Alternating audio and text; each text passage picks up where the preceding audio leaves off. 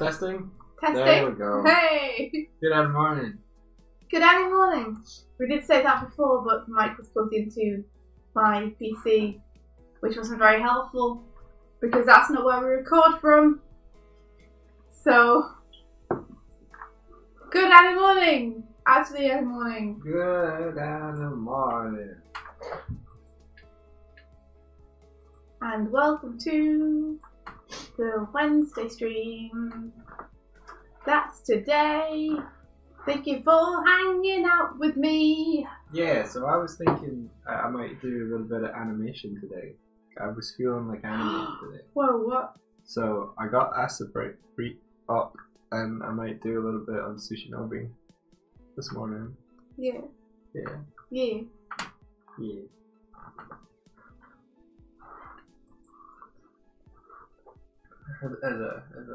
Because I've seen everybody doing Animonthlies yesterday and I was like, I don't got nothing. Yeah. I mean, I was also like looking on from the sidelines with like tears in my eyes. Just, I want to be a part of it. But I can't animate anything fast enough. Yeah. Hey, Buttersphere, how's it going? Hello. Yeah, so also it's like, I don't know how it is for everyone else in the country. I'm currently looking at a photo from someone in the Lake District where there's snow, but there's such thick snow here. It snowed last night. It's super snowy. It's really thick. It's like proper snowman snow. Do you know what? We could get a webcam and point it at the window and show people the snow. We could. Do you think is it going to take if you have? Is it to hand? Like, do you have the technology? This is a webcam.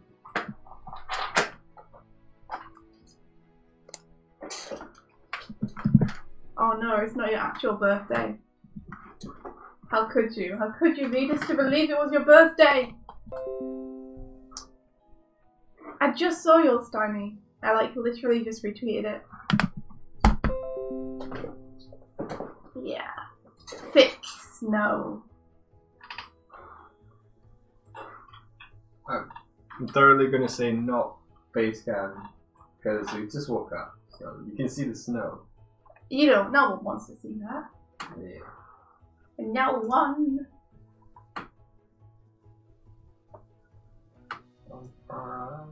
Tibbs, I bet it's a winter wonderland where you are. You should look.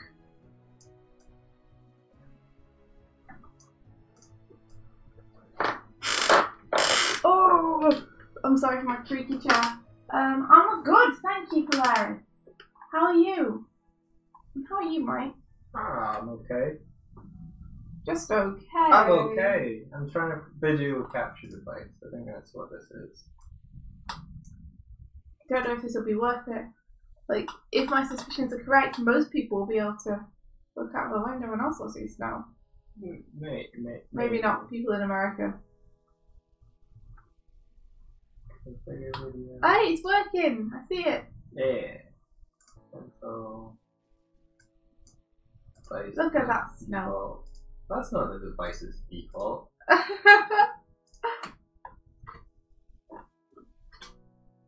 That's the device's default. Okay. Whoa, this is over. Hello, I'm Young. I'm just gonna call you Ann Young, you know? Because you've made it proper full screen. Yeah, yes. I went a bit nuts with it there. And now it's trying to escape by running across the screen. It is very blue, isn't it? It's kind of blue outside. It's not that blue outside. It's more white outside, but there you are.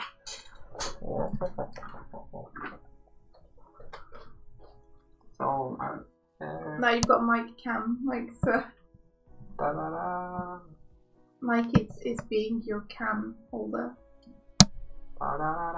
Mike's showing you guys the snow. It's not snowing outside. It's so snowy. Okay. Put it there. Okay. It's so snowy. Oh wait, there's a capture device. No, we should mute that as well. Oh. There we go. Yeah, he wasn't Mike before, but now he's a cameraman as well. Yeah, that's a good joke. You can laugh. It's a good joke. You laugh. Yeah. No shame in laughing at a good joke. Okay, so I was going to use ripples. Ripples. Ripples. Ripples.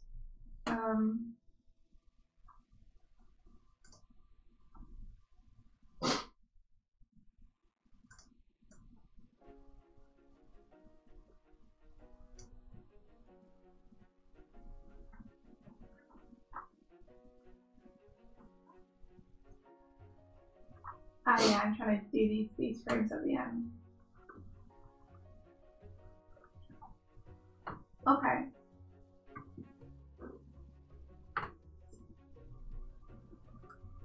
Yeah, so I was gonna do some animating on the sky because I realized they're not very good.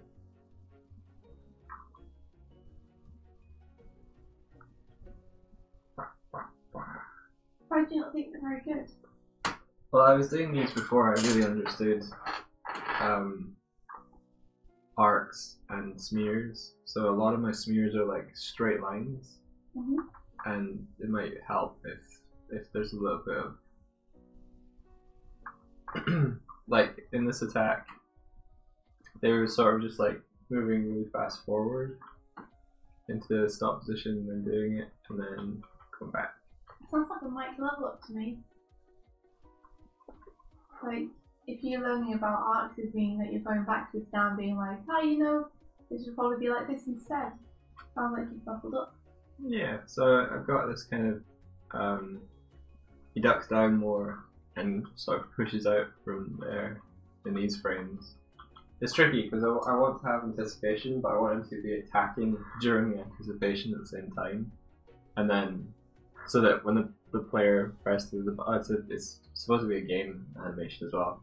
But when the player presses the attack button, they're already attacking while they're still moving into the position. And then they'll come to a rest and squidge into a rest while the rest of the animation plays. Right? We did have a good Animorning. Thank you, Tibbs. Lots of inspirational stuff. Especially like the other Indias animation. It's cool. I know 2 other Indias in animation now. In fact, the only Indias I know are Indias who are in animation, which is pretty good. So I know one of them, India Bernardo. Who's the other one? I forgot her second name, but she has like an orange icon. The other India. She has an orange icon on Twitter. She did the wolf one I showed you, where the proportions are super consistent and the acting's really nice. Oh, in snow. Yeah, with the little ferret things that one. Yeah. Okay, cool. I think it might be India Crow or something, but you guys should go and follow her. She's cool.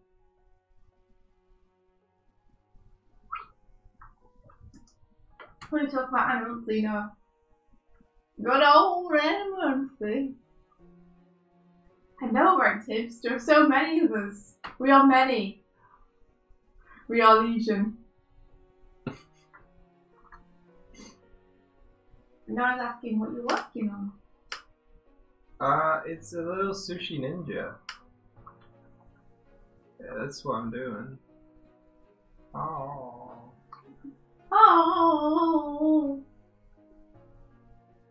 He says, "Is that a game I see?"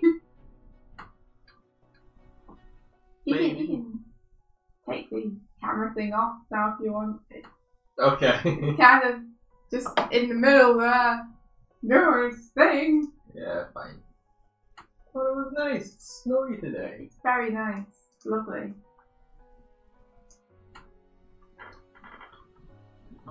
Do you know what I'll do? Do you know what I'll do? No. I have an idea. No. I have an idea. No. It's great the way it is. I have an idea. We don't need snow screen on the screen. I have an idea. I don't care if you shrink it down and move everything over and decide to have it in a place. It will still be needed. Yes, you see, I know you. I know your brain. Which is like, oh, but I made this thing, so it has to be useful somehow.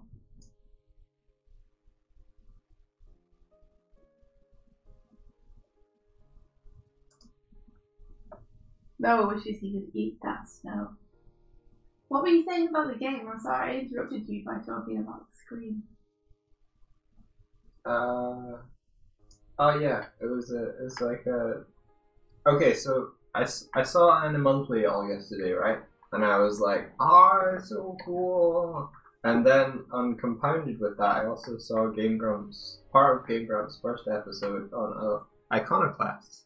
Yeah. Which is a side-scrolling pixel sort of Metroidvania-esque game. And I was like, oh, it's so cool.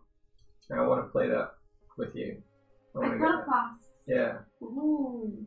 And then I was like, oh, it's so cool, side-scrolling platformer is so cool.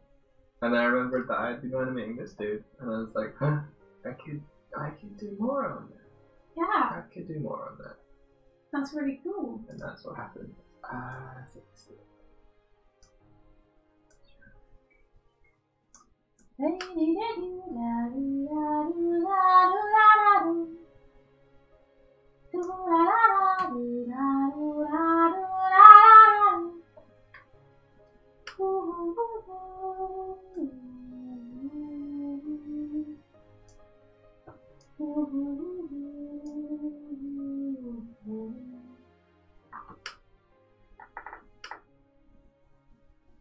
I think they will play the whole game for that one, Tips.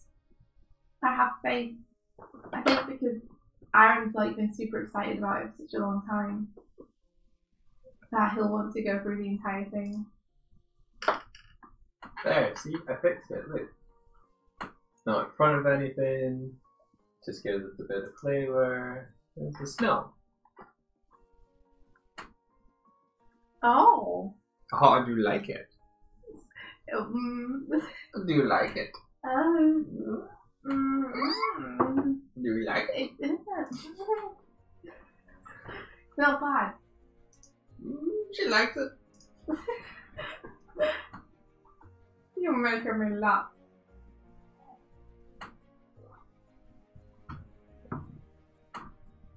Anyway, something like that. We can decide the actual frame when we come to actually do the inking for it. What?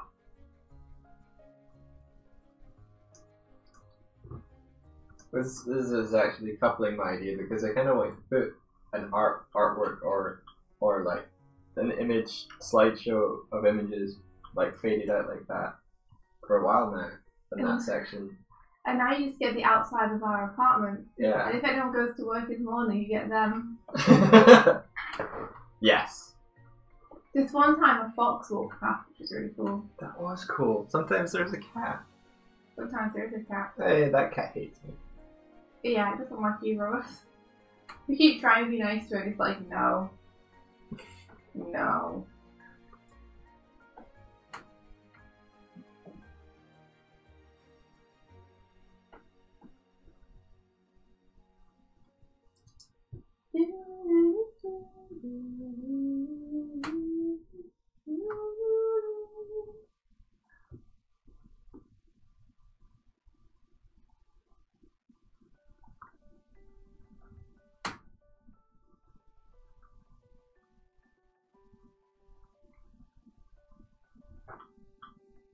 To learn how to make it look as though this thing is coming up towards the camera. I'm not sure exactly how to do it. Harder! Cat's on your face. Cat's on your face.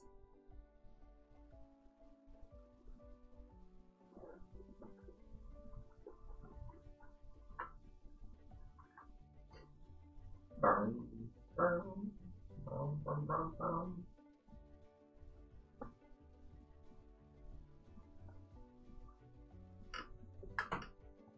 I those trash bots stop saying anything. Who's just being defective again?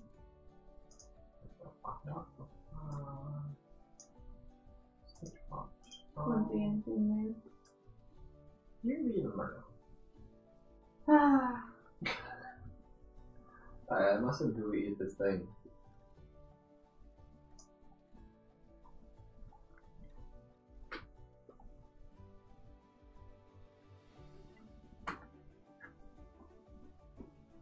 Okay. No, it's like, speaking of games, I took a look at your Patreon post on story making. I'm like, we're playing a game? Yeah. Well, there's another one I noticed to go up today. Yeah. But we hope it was helpful.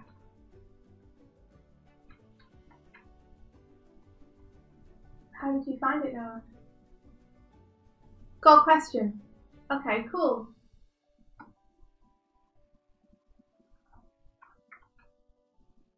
You have a hard time picking up with themes. Okay.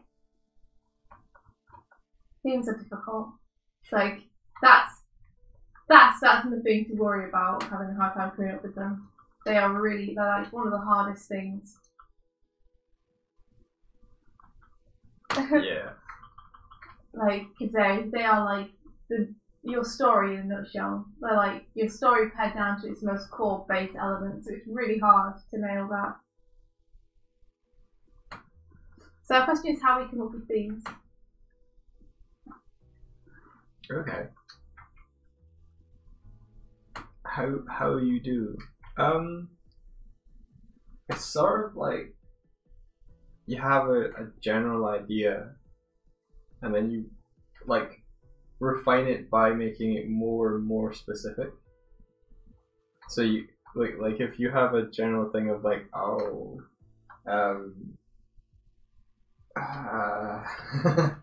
on the spot theme making. Jeez, it hurts. What are you trying to say? Okay, if you want to make a story that is about, you know, loneliness, or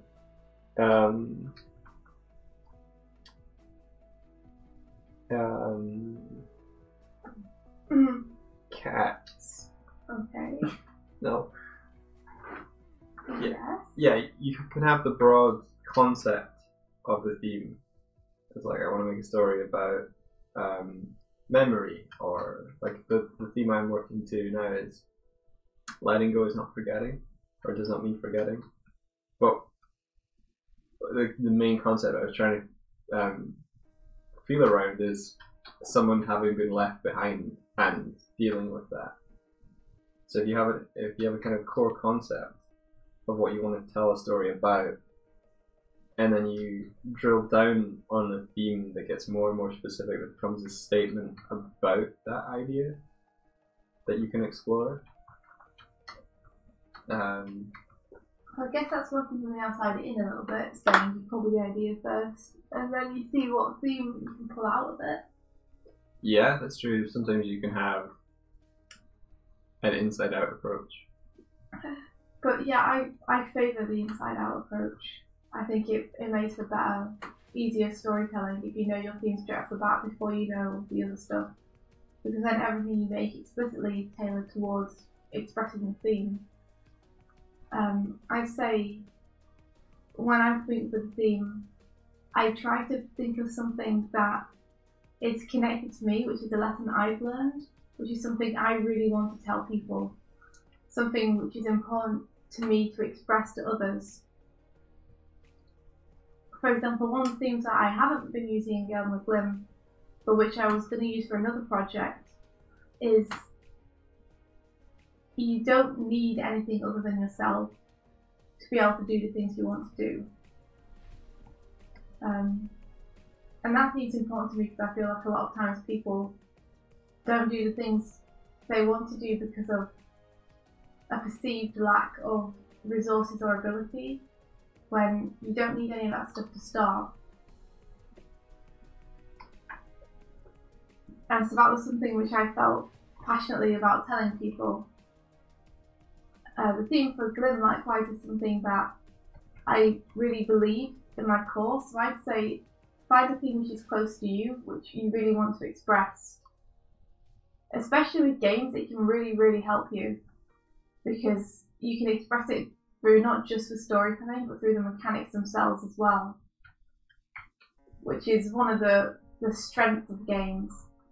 For example, the theme of Undertale, and if you haven't played Undertale and you want to, just close your ears for the next 2 minutes, hit the mute button on this stream, because I'm just about to talk about the theme of it.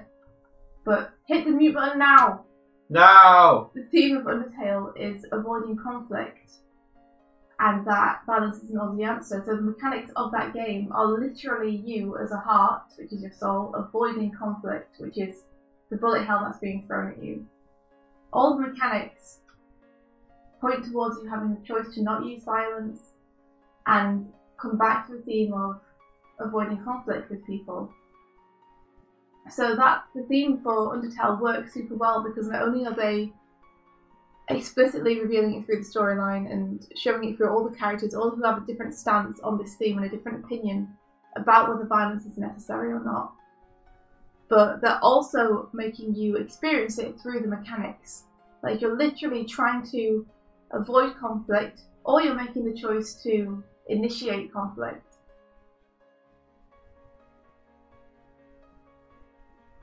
So yeah, I think that's one of the reasons that game works so well thematically. But in order to come up with those themes, I think you just have to drill down into something which is very true to you. And it's going to be different for everyone because everyone's had different life experiences. But try and think of something that you want to tell people. Something that you believe very deeply within yourself. And then you can start figuring out how you want to express that. And what the best way is to express that. Yeah.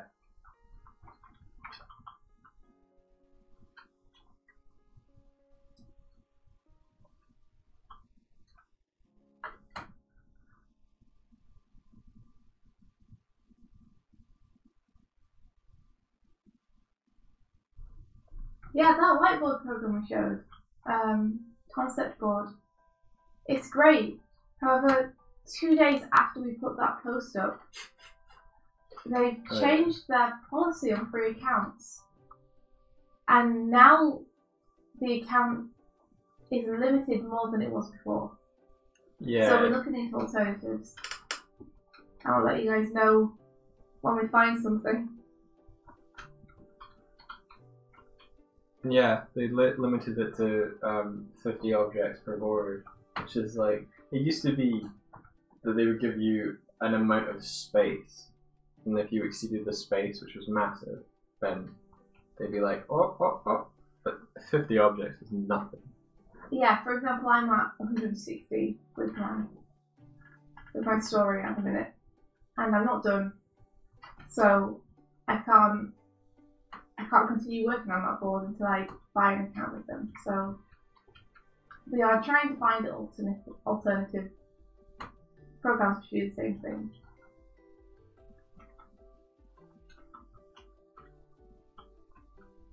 I'm drawing some water. Poo boo boo boo.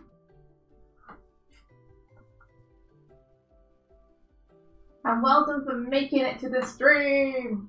Oh yeah, well, welcome. Thank you for joining us.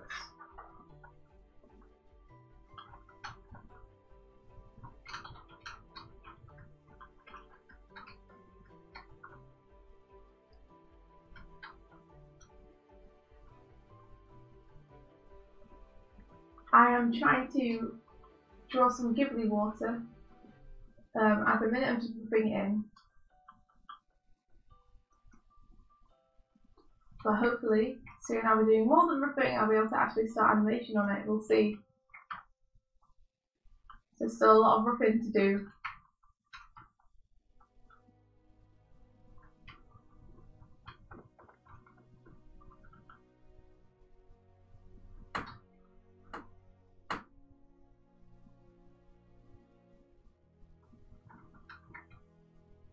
Let's bring this side up higher. So that is asymmetrical.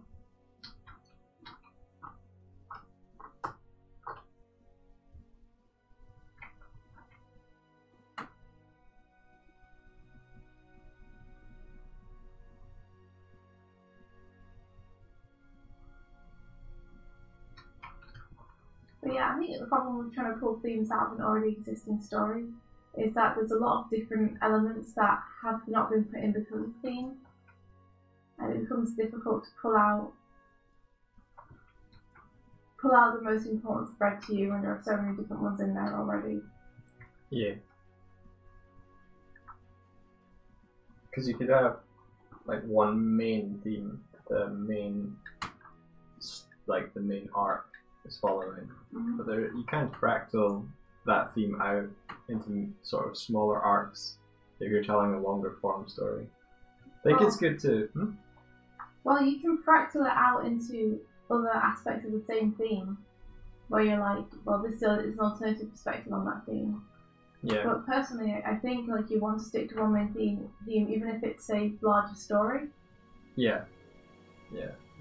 Like Avatar did a really, really good job of demonstrating its theme all the way through 3 seasons, and then pulling it all together at the end to give it a message. I think if it had chosen a different theme for lots of different arcs, it would have felt like less of a cohesive whole. Yeah, I agree.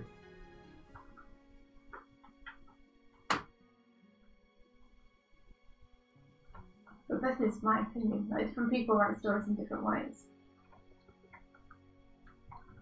That's the way that Brian McDonald says to write it, and I resonate with the way that he tells stories very much. So that's why I choose to be like, yes, this is the way.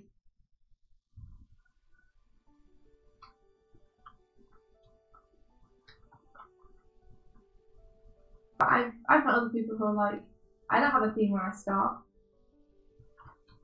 Yeah.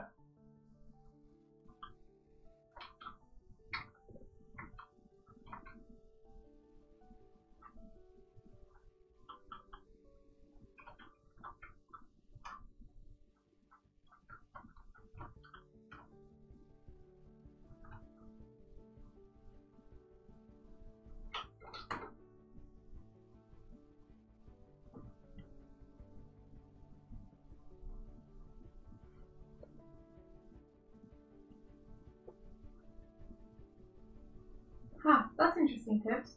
Tips says that most of her ideas start from a conversation that happens in her head, and then she builds outwards.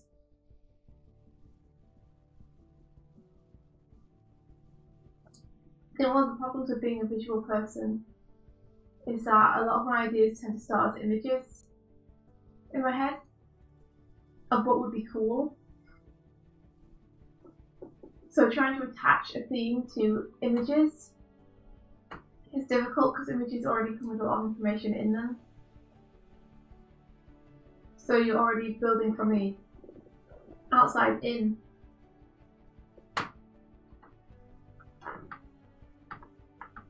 So it's something I'm trying to get past. No, it's like, I spaced out there. You hear the voices too? I'm pretty sure everyone here hears voices now. Yeah, like we're not actually talking on the stream right now. This is just a silent stream, but you guys are all just projecting voices onto it. Get on our wavelength. It's Storytime FM. Storytime FM. AM, surely. Oh, sorry, yeah. Okay, sure.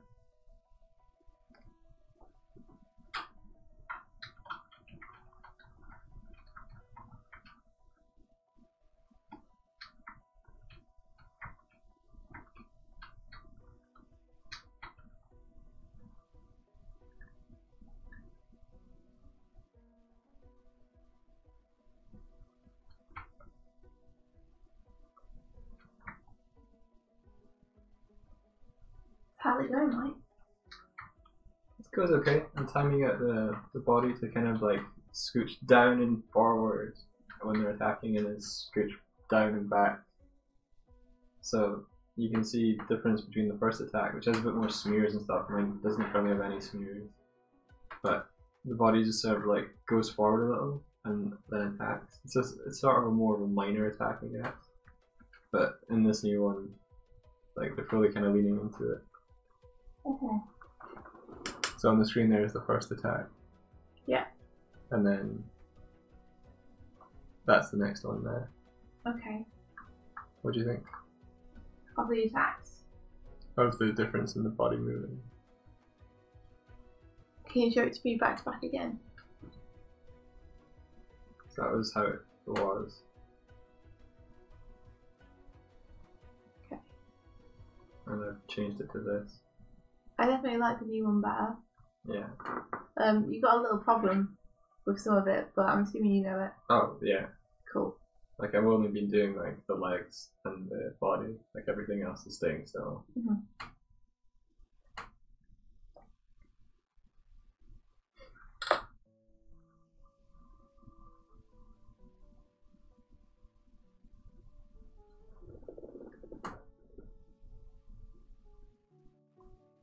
You see, Noah, you're constructing a story right now in which it has a very explicit theme. Don't trust the voices in your head. They will betray you! But that's a theme. And I love games like that too, like unreliable narrators. What? It's just, I was like, I'll stop there before I end up on some watch list for talking crazy. Authors are just people who listen to the voices.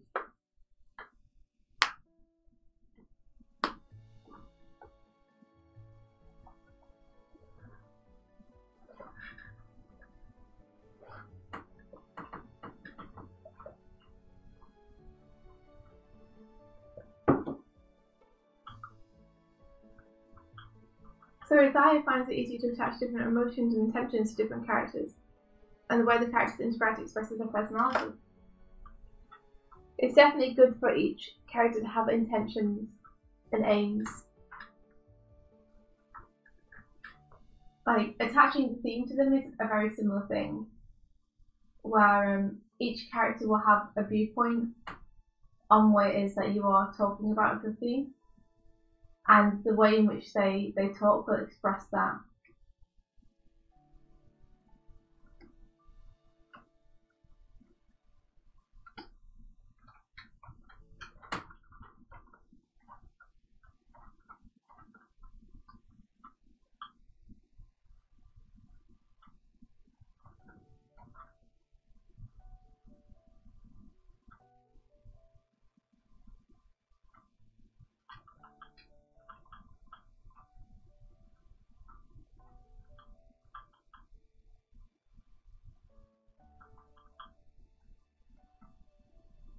Hey, Outlook.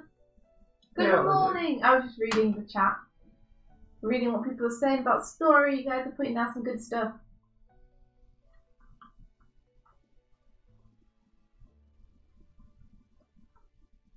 So Steiny's asking, did you say to yourself, I want to tell a story about loneliness and fear first when you conceived Glim? No. Glim is actually built from the outside in, which is one of the reasons I struggled so much to nail down the theme back when I first started thinking about it seriously as something I wanted to write. Basically, we had a character design class that I was part of with the Oatley Academy of Visual Storytelling. And the good thing about that class is they do emphasize storytelling, so you don't really get away with designing characters without doing the story. So I'm lucky that I had a head start in that, because if the assignment had just been to design characters in a void, then I might have been screwed when it came to coming up with a theme later. But basically the assignment was to come up with a story pitch. So I came up with Glim then, and then we had to design the characters for that as part of the course. So the theme that I had back then actually ended up changing to something which I felt reflected my ideals more. And bits of the story ended up changing also because of that. The core concept stayed the same. but all of the details pretty much were completely rewritten so that it would express the theme.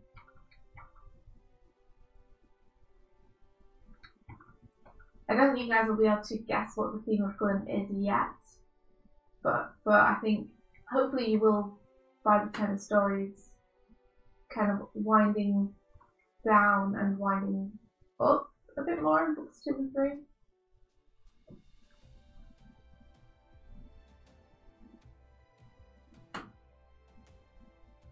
What was my first thought? I can say was the beginning of the story.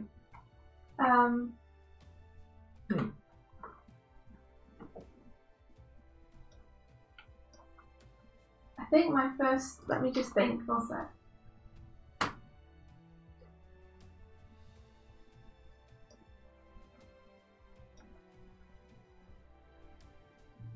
I think my first thought was that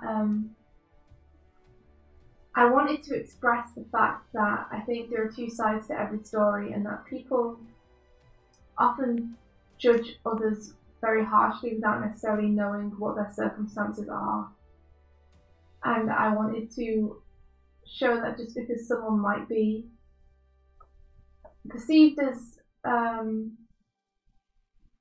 awkward from the outside, or scared from the outside, or angry from the outside, or mean, they all have their own stuff going on. They have their own reasons for that, and I believe that understanding is the key to understanding other people is the key to kind of uniting together with them. What was the first theme? I remember it was something about understanding, wasn't it? I think, yeah, like. I think it was something like you can never conquer fear, but if you can understand it, then it becomes much easier to deal with. Yeah, I think that is something along those lines. Something along those lines was the first theme I was working with, coming up with it. So it was a lot about understanding yourself, understanding others, understanding that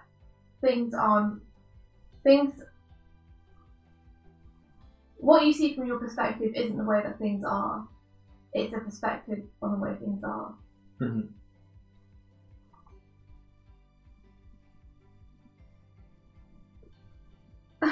Ollie, you are not mediocre at writing. Yeah, it's difficult to remember all the kind of past iterations, because it's almost like different stories you have to keep in your head. Yeah. Like, back then, there's a certain character or characters that were just evil, if you remember. And I was like, having these characters just be evil is very much not demonstrating what I'm trying to say with my theme. Yeah. That makes no sense. And so that was completely rewritten, and it's much better for it, I think. I think we did that kind of story discussion session when we went to Dunleary, so it would have been April last year when you kind of made that revelation. Mm-hmm. Tiff says you shouldn't always portray mental illness as a villain and show that people can live very normal lives without feeling like it's constant battle. Don't just make the voices bad.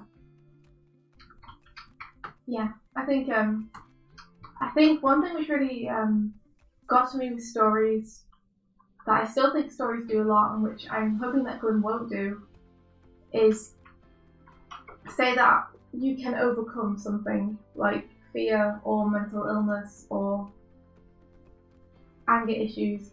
I don't think that you can overcome stuff like that. I think you just learn to cope with it. I don't think it ever really goes away. I'm not going to tell people how to conquer fear, because I don't think fear is something you can conquer. I think it's something you can learn to live with. And maybe even learn to work with. But yeah.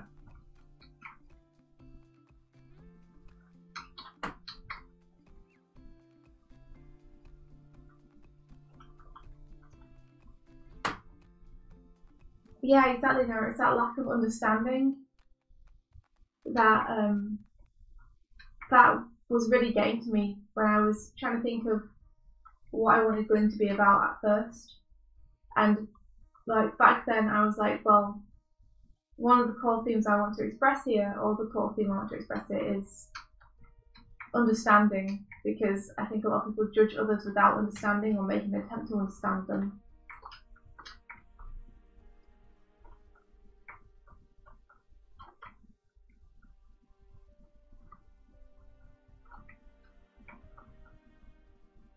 Yeah, people see others through the lens of themselves because that's their main experience. So it's like you can project sometimes and miss what's really going on. Mm-hmm. Well, it's okay to see things through a lens as long as you understand that it's a lens. Like, as long as you don't think, well, this person did this to me, so they're a bad person. Yeah. Like, you have to understand there's more perspectives than just your own perspective. It kind of ties into what we were saying yesterday about the you find a wallet on the street and you take the money and give it to someone in need. So you're taking the money away from the person who owned it and might have needed it more. Not more, but needed it just as much. Like, say, oh, you find $100 in the wallet, and you're like, wow, this person's they're well off, they have $100. But then from the perspective of the person, it's like they took like a whole year to save $100 to buy something, and on that day they've lost their wallet. Tragedy. And you're like, you just don't know. Tiff says there's a lot of movies that present mental illness as evil, and the only way out is suicide, and it's messed up and gets under my skin. That was probably the worst offender I've seen. Yeah, Tips, that is messed up. That's really messed up. Like, mental illness, one of the problems with mental illness, and I'm sorry to go on a rant, and I'm also sorry because this, again, is just my opinion, so please don't take this as, you know, me saying this is fact or anything. But I feel one of the problems with mental illnesses is that often people separate the mental illness from the person and say it's just something they have. And it's very easy to then see that as the villain because it's separate from you. Like if they isolate it from the person. But I believe people have good reason to feel things like depression. And that the case is different for every single person who has a mental illness. And you shouldn't be able to separate it from the person because knowing who that person is, I think, is integral to being able to treat it correctly.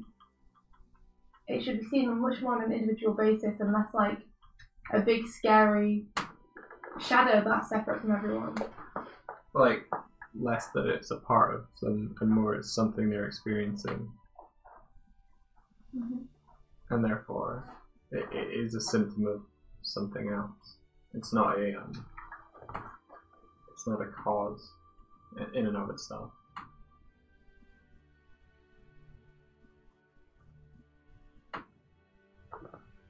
The type of writing that seeks out mental illnesses to copy into a character and nothing else, blowing off the proportions of the effects of that illness meant to seem to say the character has nuance. So.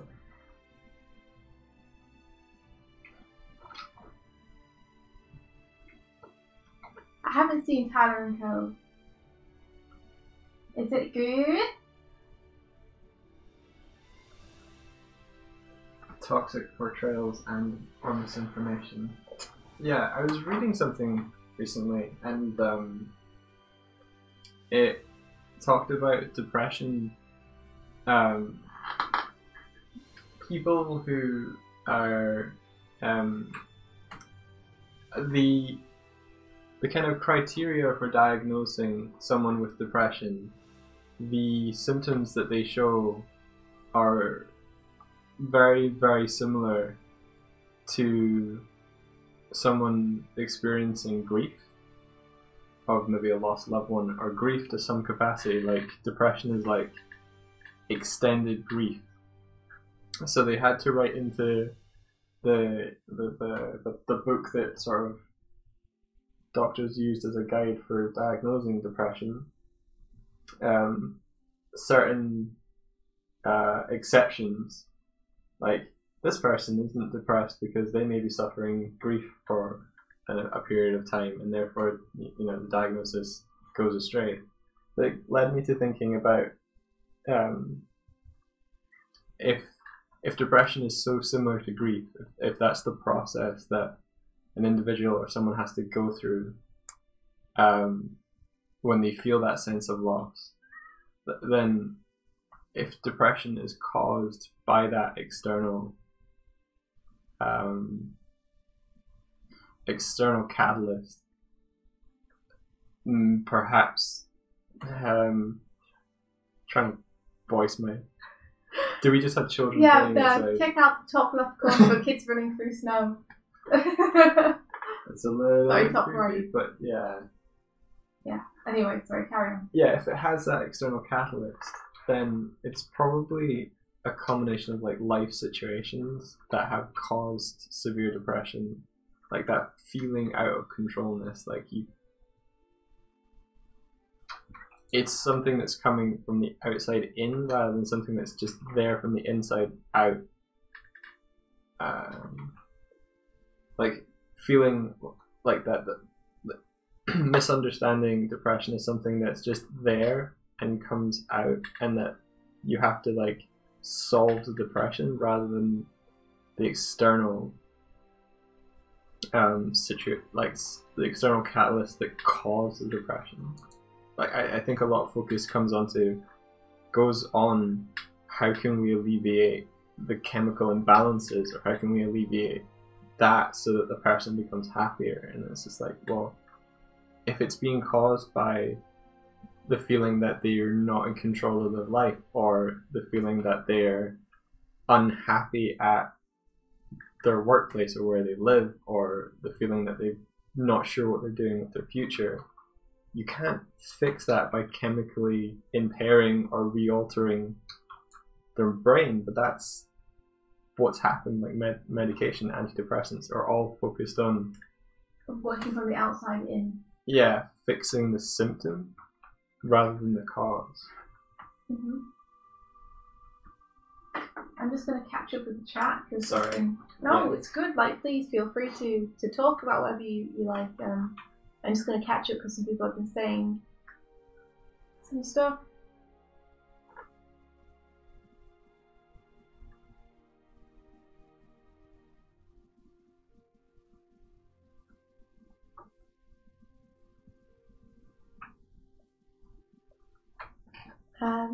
Yeah, let me see. So Tip says, I'm going to follow one string of conversation at one time. Okay. The movie Lights Out, though, it portrayed such a realistic image of mental illnesses, and it literally ended with justifying the biggest reason people have for suicide, being that her friends are better off without her. And I can't. It's so fucked up. Yeah, that's horrible. Because that's like never true. It's never true. People who are your friends will always be absolutely heartbroken if something were to happen. It's not worth putting them through such pain. It's never better off. Fernando says, I have dyslexia, and sometimes it makes it hard for me because I am functional. So even though I appear normal to most people, I tend to have a hard time keeping up at the same pace as everyone. Well, as someone who I don't think I have dyslexia, but I definitely have a hard time remembering things as well as other people do. I can definitely identify what it's like to have a hard time keeping up with people in conversation and just generally. So don't worry, Rolando. Like, stuff like that, it's like it doesn't matter in friendship at all. Like, people have just got used to me being that way, and they're like, okay, Ninja doesn't know what's going on. Ninja doesn't know what we're talking about. We'll just clarify again for her. But yeah, it sounds like it's a tough thing for you to deal with personally, but I think your friends won't mind at all.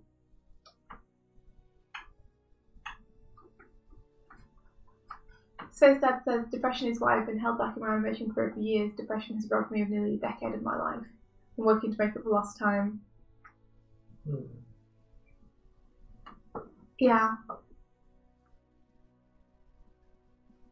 Yeah, it's difficult. Like, I don't tend to like think of depression as a separate thing. It's just a thing.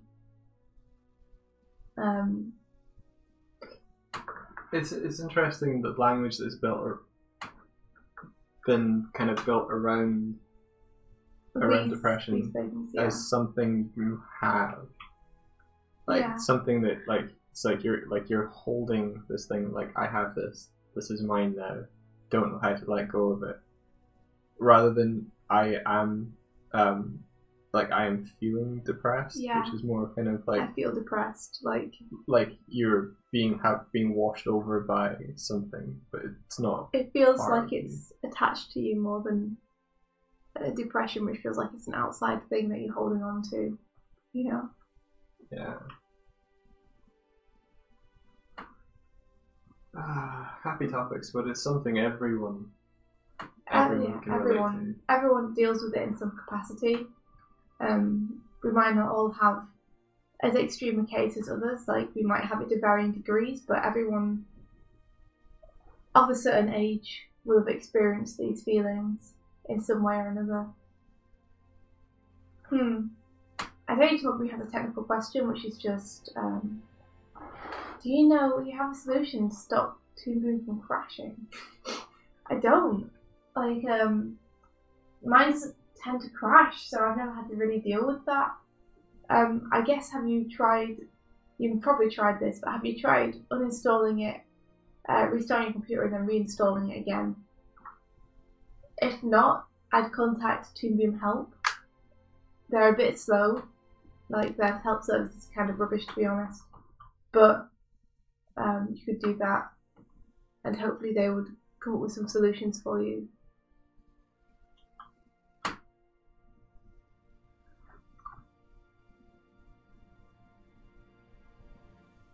Oh, Rolando, that's really nice.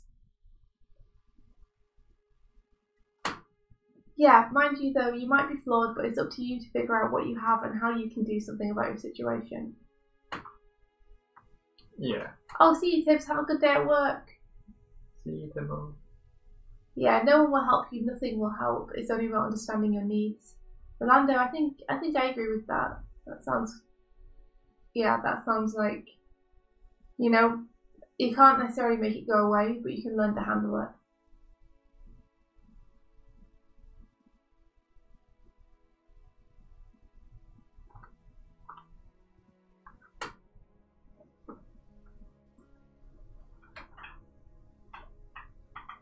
Oh, well, that's really sad. I'm sorry to hear that. I'd hesitate about seeing it as something wrong with you, though. Depression is very natural. It's a very natural thing to happen and to have, and it happens to a lot of people. So you're not alone. Don't worry. A lot of hugs. A lot of bye goodbyes just now. Lots of hugs to everybody. Thanks for sharing.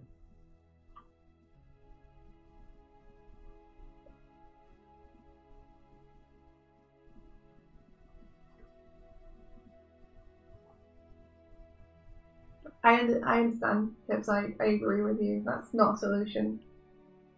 I'm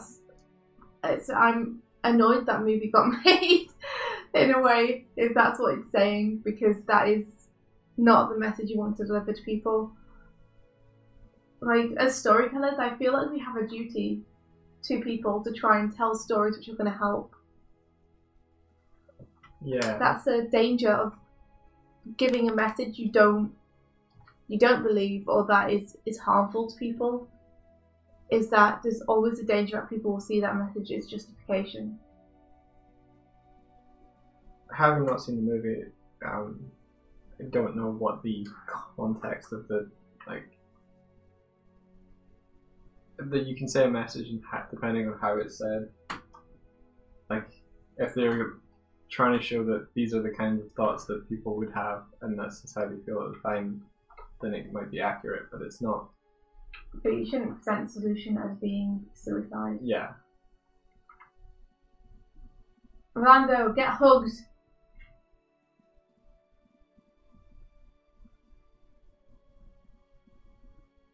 yeah, in the end, no one can fix for us what we feel is wrong internally. We have to understand that that is a part of us, and it's not necessarily something which is bad or wrong, or even necessarily needs fixing, but it's something that we have to learn to cope with ourselves, and that other people are never going to quite understand, because it's part of you, and it's particular to you. Yeah. Oh, right. Yeah. In terms of what I said before, in that, like, the having and being thing, that's the misunderstanding and approach that society as a whole has kind of taken toward it. So I get that you don't think the same way as your parents have, and they treat you in a way that didn't help. Yeah, and just to clarify, when I say that other people can't, in quotes, fix you, I don't mean that they won't help. Like, you should definitely talk to people about it, because though they won't be able to make the feelings go away or give you a solution, like, they will be there for you and support you in finding a solution, and they'll be able to help you get there. For example, you telling people, when I feel like this, I need space. Your friends will be able to help you with that, because they'll know, oh right, they're feeling like this, I can give them space. Like, you guys can work out together how best to handle it.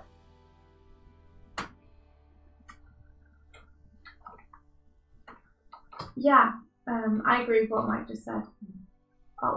It's definitely the thing which is wrong with you, and I'm sorry that your parents saw it that way, because that can be a scary and kind of damaging thing to feel,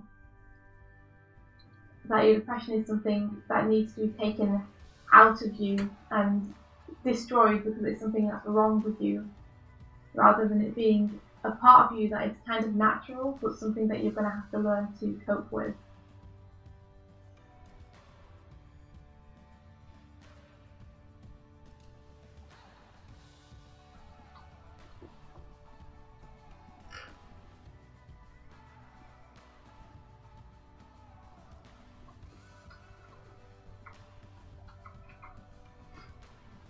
Yeah.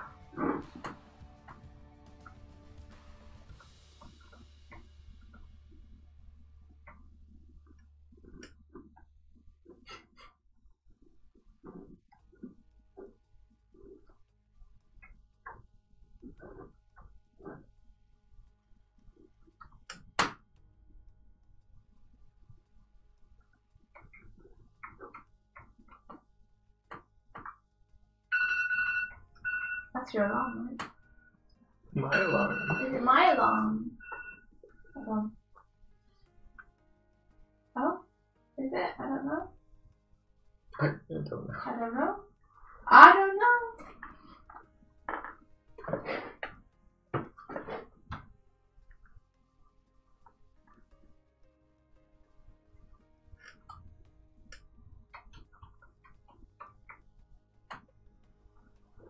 Andrew Clark. Oh, Steiny says, one problem I see is a lot of times kids growing up aren't given the tools to deal with problems.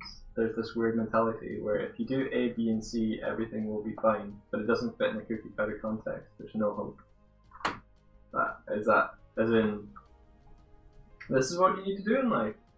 These are the steps. Oh, you missed this one. Wow. Oh, that sort of thing. Like, go to school, get good grades, go to college, get a degree, get out of college, get a job.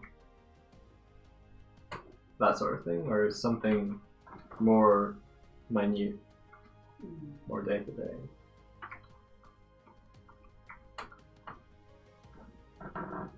Sometimes people would ask, Rolando, are you done already? Everyone is waiting, and this thing is very important. Instead of stressing out about it, I usually tell them that if they want it faster, the next time we can plan this better, and that I need the time because otherwise I'll do it wrong. Yeah. That sounds fair, Rolando. That's a good way to handle it. Like, you can't say anything to that. Like, that's a completely fair thing to say. Yeah. It's like, I don't want to get it wrong. so I'm going to make sure I do it properly.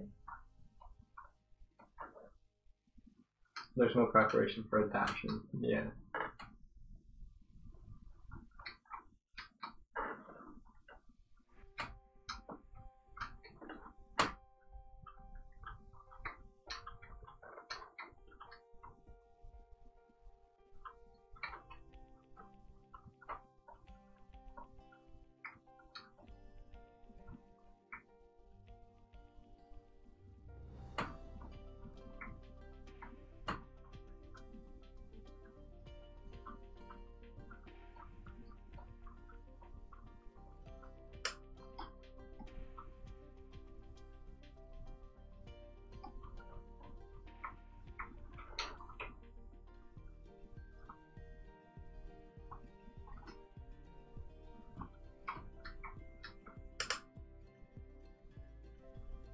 Life isn't a straight line. I feel like if people don't have a straight line, they begin to think less of themselves.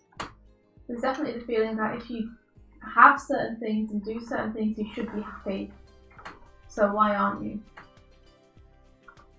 And it's like, well, because that's not the recipe for happiness.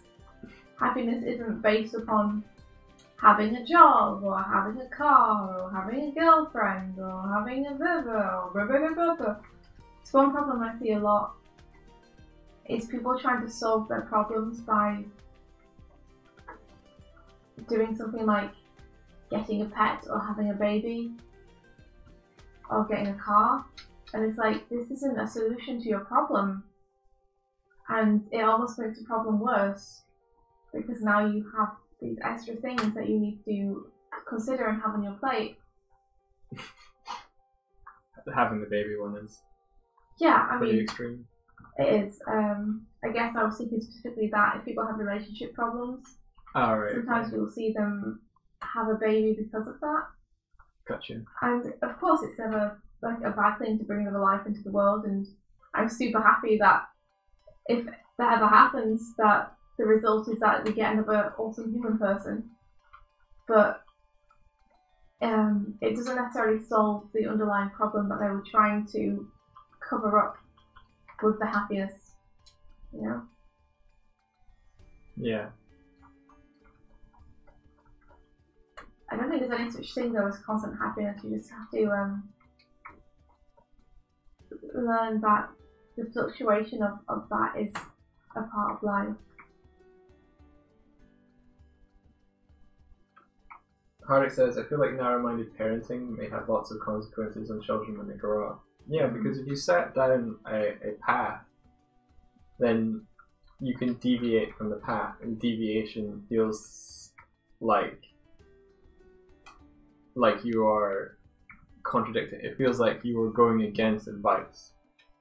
Whereas if you have, like, you're in a forest clearing and there's multiple ways you can go, and any way is kind of treated equally, then there's going to be less stress and anxiety around exploring and seeing what else is available. I think we come from a point in time where with everything being industrialized, it was like you do this and you go through the conveyor belt of life experiences to give you all the tools that you need in order to get out the other side and continue doing what you want to do, to go into employment and be a good employee.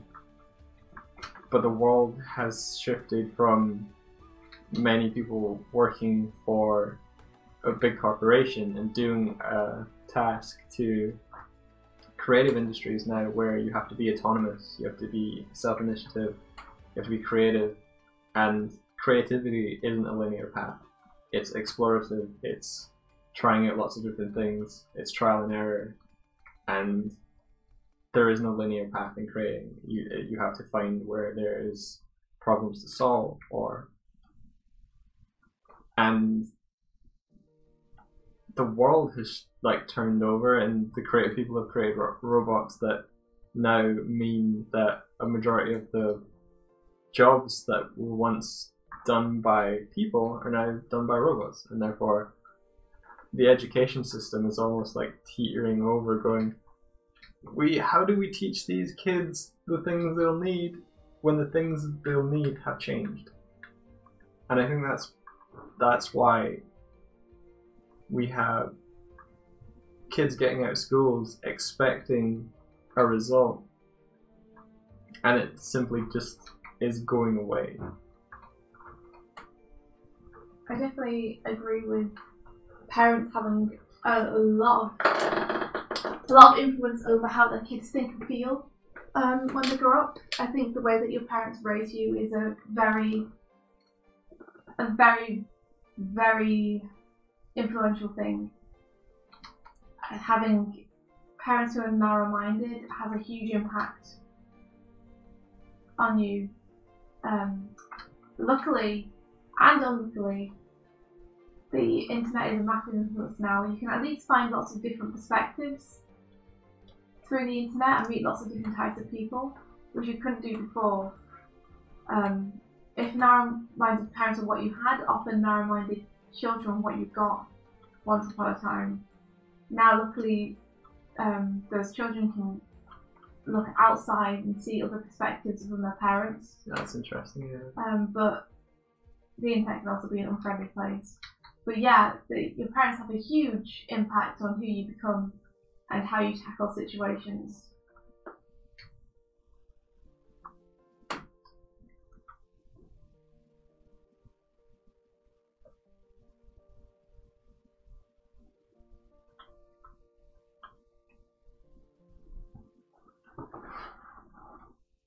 Exactly. Like, your parents have parents that make mistakes, Orlando, and it goes on like that forever. Nobody's perfect and everybody's trying their best. Parenting is super hard, but it does have a massive impact on the child. But understand that your parents are a product of their parents, are a product of their parents, are a product of their parents. You know? Yeah.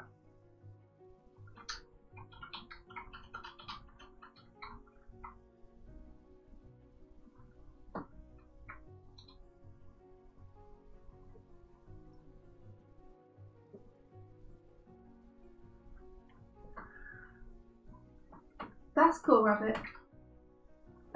Rabbit's parents grew up in a very narrow-minded household, especially the father, so they set out to not be that way. And I'm eternally grateful for that. Yeah, that's interesting. It's like they were brought up one way and rebel against it. Yeah. I'm also very lucky. My parents are both very open-minded. Hardik says his mum and dad were quite narrow-minded until he started rebelling. Yeah. Like, that's interesting. You forced that change in them. You challenged the norm in a beneficial way, which is cool. That'll have an impact on your siblings as well. Mm-hmm. I would hope. Depending on what they're... Depending how old they are. Interested in doing, yeah. Yeah, Hardik rebelled because of things he saw on the internet, and he formed his own opinions on what could be right. Yeah, that's good. I think people, when you get to see lots of different perspectives, you can determine for yourself what you believe, and that's very useful. It very much shows who you are as a person as well, which is it's good, I think. Praise to Ethernet, Lord.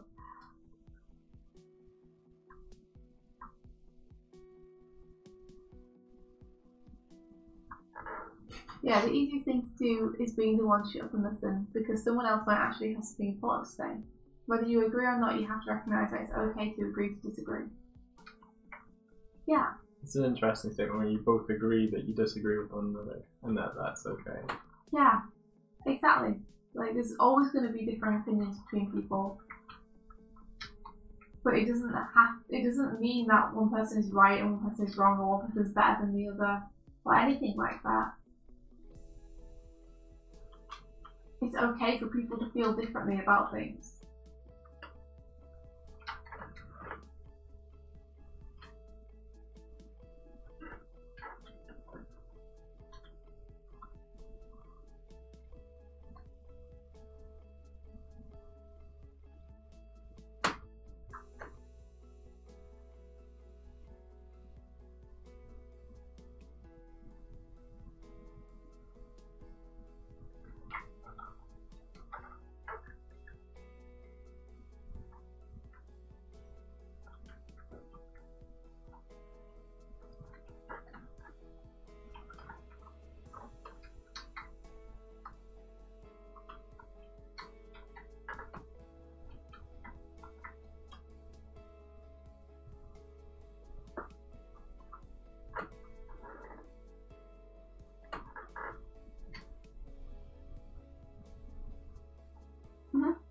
of friends who I disagree with various stuff on, but it doesn't matter.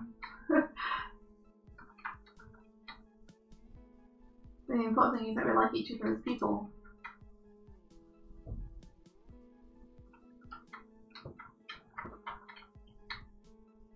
And we can both enjoy things for different reasons.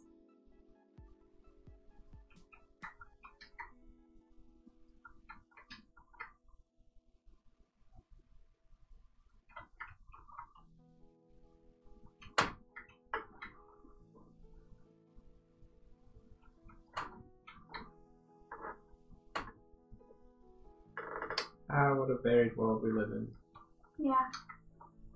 I think that's something that you maybe struggle with a little bit, like is understanding that if someone disagrees with you, it's not a personal thing against you.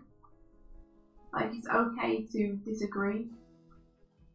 Why do you think I struggle with that? Because I think a lot of the time you're worried about saying what you think because it's not what I think. Right, gotcha. Or you don't want to tell me something you don't think I want to hear. Yeah, there's an aspect of that. Like, giving you feedback I find difficult because I hold back, and I don't mean to, but it's kind of out of a place where giving you like a negative feedback isn't gonna hurt you, but the worry that it will keeps me from being like loose and honest. I'm working on that. I suppose that's a scientific thing, isn't it? A little bit, but came to mind. Yeah, but sometimes when we disagree, you just back down rather than state your case and stand up for what you believe in. Yeah. I think because you're worried about disagreeing with me. But it's fine to disagree and stuff.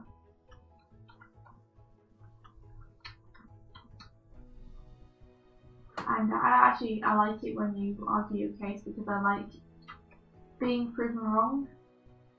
Because it helps you grow. Yeah, also it helps me find the right solution. Like, I'll argue for what I think is right, and you argue for what you think is right. And if you end up like convincing me or proving me wrong, then we come up with the best solution between us. Yeah. We found out what's right. But if you just back down, even though you think you're right, I'm not 100% sure whether I was right or not because I never got to like get to the end of that discussion with you. Yeah. If it makes sense. Yeah.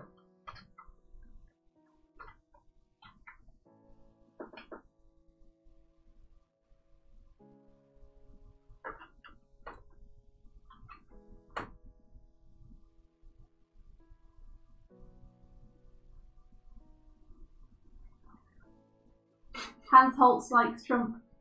Fair enough, dude. You do you. We're having a discussion on how it's okay to disagree with people, which is relevant.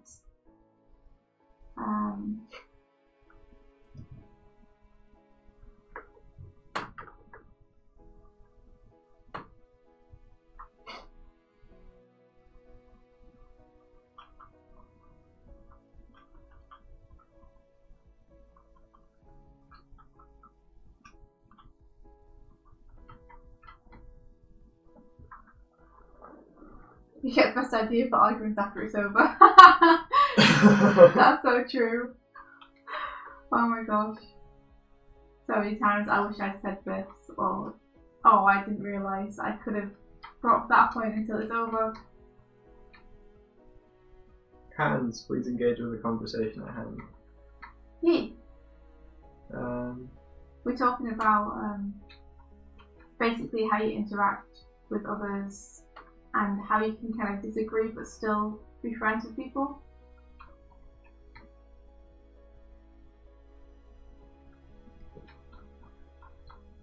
The usefulness of arguments. Yeah. Debate. To relate. I was like, I could have said X, Y, and Z and it have annihilated them. It's true. I think you are like, I think you're quicker on your feet than I am argument wise. So I'm like, and you're like, see, you don't have an argument. I'm like, shit. And dude, I'm happy you have something you believe in, but if you keep trolling us, I might have to ban you. Just because I'm having fun talking to people. And you're kind of just shouting over the top of it. Okay, that's one step too far, dude. Kyle is like not cool. Looks like you're trying to high five the chat. Slap them. Give him a slap.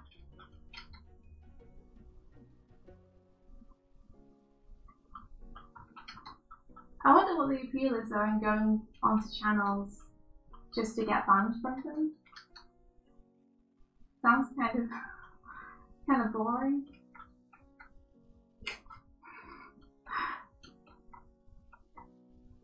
What's the point though?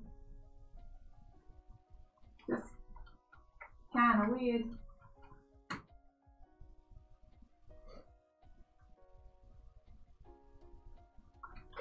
Andrew says, I never liked debate for the reason that it felt like a competition. You're trying to win, not come to an appropriate conclusion. That's his experience anyway.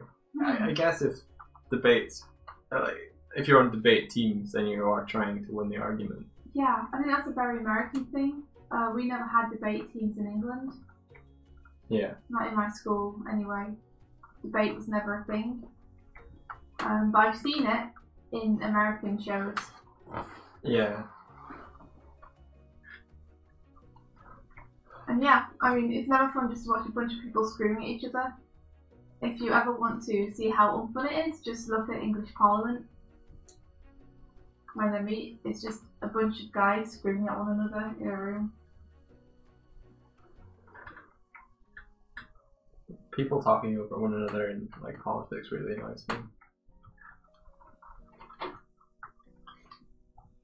People talking over people generally just annoys me as well. I think it's on me.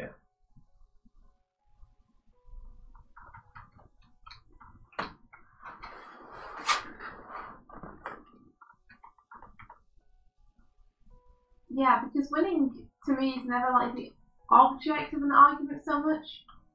I'm not interested in winning, I'm interested in knowing that I'm right. Which is a very slightly different thing. It means that I can be proved wrong in an argument and that's still valuable to me. Because if I can't prove I'm right, or if I get proved that I'm wrong, then I still learn something. But it's not a win-lose situation, it's a learning experience, you know? If I can't prove I'm right, I don't want to win, in brackets. Yeah. Debate should be trying to figure out the best solution. Yeah.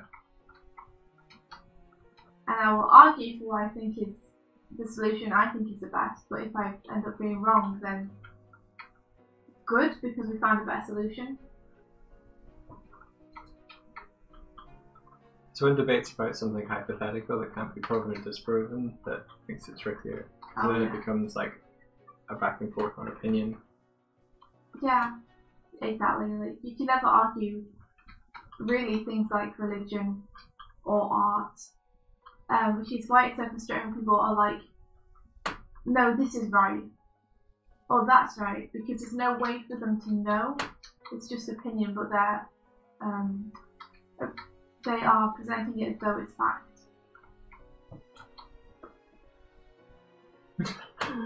Hardy says, we had debate activities in school. It was basically making a bunch of students sit in opposite directions and asking two of them to stand up and pose as if they are talking and take pictures for proof for the higher board that these activities indeed did happen. Oh my gosh, that's really funny.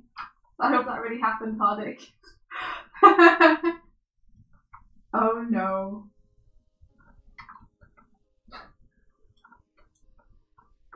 That's pretty bad.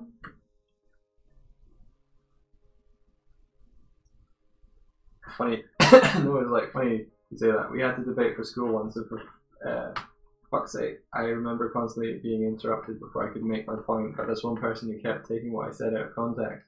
The context that was going to be provided by the finished statement. That's really bad. I believe talking sticks should be used in debates more. For sure.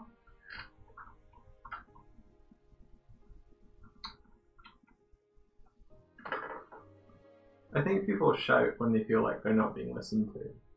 And we're in a climate now where no one feels like they're being listened to, so everyone's shouting over one another. It's unhealthy, and it's going to reach a boiling point, I feel. I just think we need a little understanding. Yeah.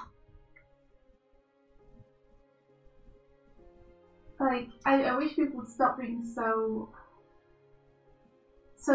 like violent and vitriolic with the way that they deliver their opinions. I wish there was less bile and people would just try and be more understanding towards one another. Because, like, everyone is just trying to do their best. Everyone is scared. Everyone is trying to figure out the best way forward. A lot of people's reactions come from fear, even the really negative ones, and it's... I'm not saying that everyone can just be conquered by love, affection, and understanding, but I'm saying having more of that in the world would definitely help with this stuff. Would be nice. Yeah. Because at the minute it's very much kind of a shoot first, ask questions later mentality of we'll shout them down first or just tell them they're wrong to shut them down rather than actually listen to what they're going to say. Yeah. Well, I think when you've got career politicians, they're made and break. They make and break it on kind of winning whatever competition is there at the time, and it becomes more about a personal goal than helping. Oh, this is how it feels anyway. It becomes more about slandering one another to the point where they've won somehow, rather than trying to help the problem at hand. The good politicians, and you can kind of see them sometimes, I guess, are the ones that are trying to win their arguments for the good of kind of whoever they're trying to represent. It's so tough. Mm-hmm. I have a theory about if politicians were paid minimum wage to be a politician, like that was the salary, I wonder how it would change politics. Yeah. Because there's a lot of money involved in politics, and therefore it's the pool of it has to be in some level greed, right? Because if you give these positions of power and a wealth attributed to them, then people seeking power and wealth are the people that are going to become career politicians. And they're not the people you want to be representing everybody. Yeah, because they're driven by greed. And if they're not, then there's always a temptation there. But imagine if, like, you're a civil servant and you're paid minimum wage. Yeah, I think that would be good. How the climate of it would potentially change, you know? Mm-hmm.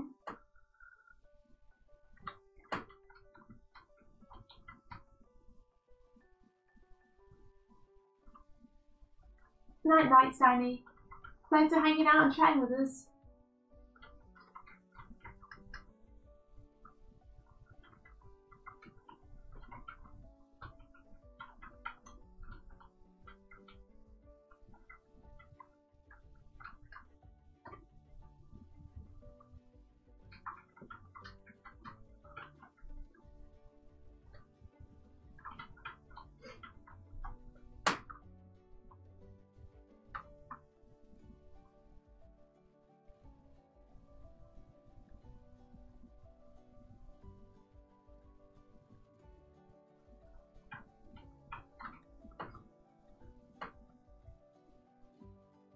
I think getting emotional is probably my biggest problem when it comes to arguments.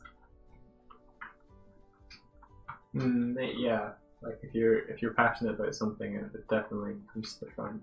Yeah, I'm a very emotional person, an emotionally driven person, and it's really hard to keep my emotions out of it when I'm arguing with someone. And I think you that makes it also hard. use the other person's emotional state as a gauge to whether they're invested in the argument or not. Yeah, I do in a way, because that's just the way I interact with the world, so it's the way I understand it to work. You know?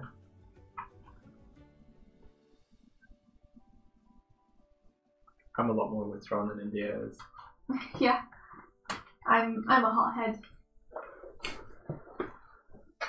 With a hot face. Oh. Oh, ha ha ha. I like to think I'm a fairly chill person. You're not chill. Oh. You're not chill. I like to think I am. In my head, I believe. Nah. I'm like a pretty chill person, though.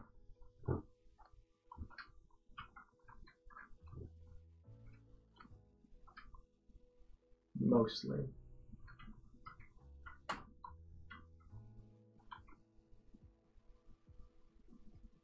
I think actually I'm more chill than you are in a crisis. And what, sorry? I actually think I'm more chill than you are in a crisis. Yeah, I think so. Like, in things which have no emotion attached to them, where they're just situations. Yeah. I think you quickly become overwhelmed and panicked. Whereas I'm like, doesn't matter. Yeah. Don't chill out, it's okay, don't worry. But in anything which involves any kind of emotion, I immediately just like blow my fuse. And Mike's extremely chill and able to see the big picture, which is helpful. Rabbit says, India, you seem pretty chill, but I don't do what Michael does, of course. Yeah, like I think I'm chill. There's always underlying panic to everything, but other than that, I'm chill in my You're beliefs. easygoing to be around. Yeah, Like, I guess. You're not like flying off the handle at people or anything like that. No. I just wear my emotions close to the surface. But my emotions are very rarely anger. And they are more often joy, anxiety, and frustration. See you, Zaya. Thank you for joining us on our... It's been quite heavy topics today. Yeah, We but have snow. it's nice to talk to people though about real stuff sometimes, you know? Yeah. It's just that kind of Wednesday. It's a real Wednesday. Keep it real.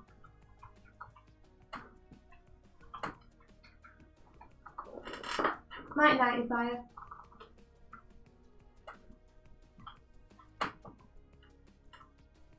To be honest, Michael gets to see the side of me that I don't show publicly. Publicly, I'm always very, very happy and easygoing. But Mike knows that I'm always flailing inside. Yeah. The constant flail is real. I see what's beneath the mask. The masks we wear. Is that a reference from The Mask? It is. Yeah. It's not a very big stretch of a guess there, like mask, but it's the book by the psychiatrist. Yes, it is.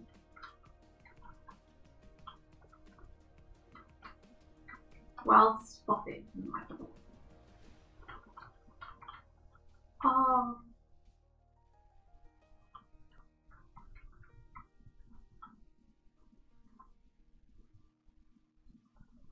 Michael's an integral horns and wings.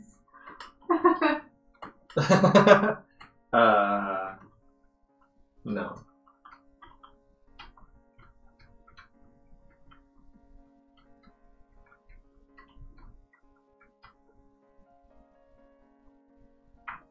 guess my face gets red.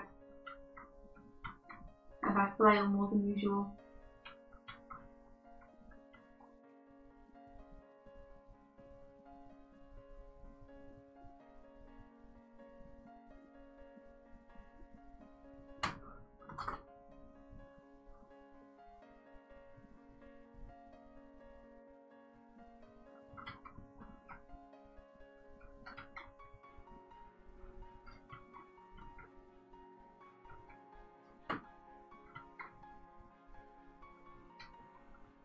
Boo ba doo boo boo. How's it going, Mike? It's cool. I think I've got a kind of an interesting base going. I think one of my arms is disappearing. No! Yeah, it is.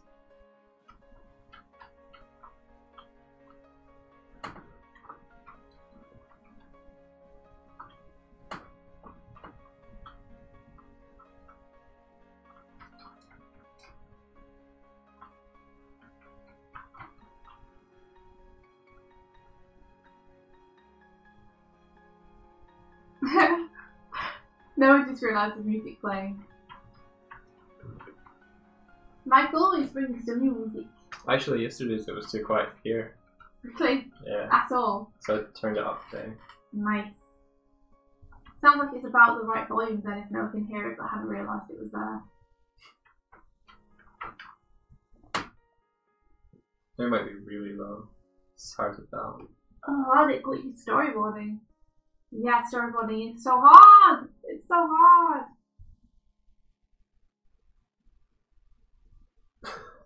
I think one of my arms is disappearing, so casually, without context, would be interesting. It's true. My arm! My arm! It's gone. Yeah. If you said it without, like, nonplussed, like, he's pretty chill. His arm's disappearing, he's not reacted yet.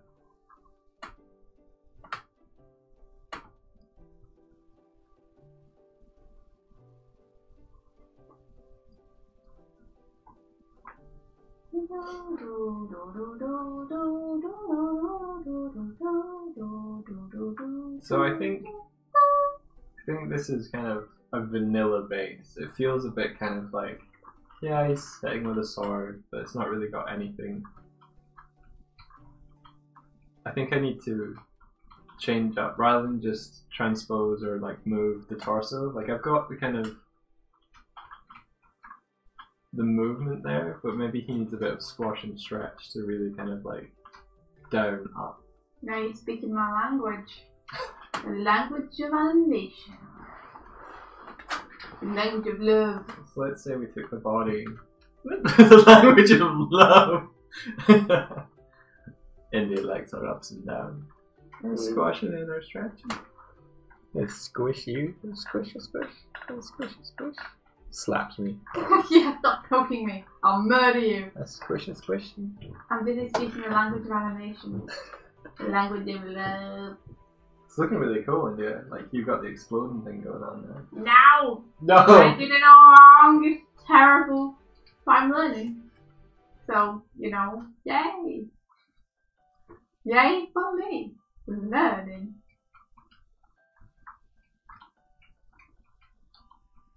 Thank you for your input on the discussions, Noah. It's been good hearing your thoughts. Apologies if I wasn't responding to all of them. It's been a bit kind of like mental juggling. Oh, you know what? He is adieuing. Bye bye, you know what? Thank you for hanging out. Have a great day. Full of understanding. And happiness. And also sadness. I wish you happiness and sadness. And understanding people.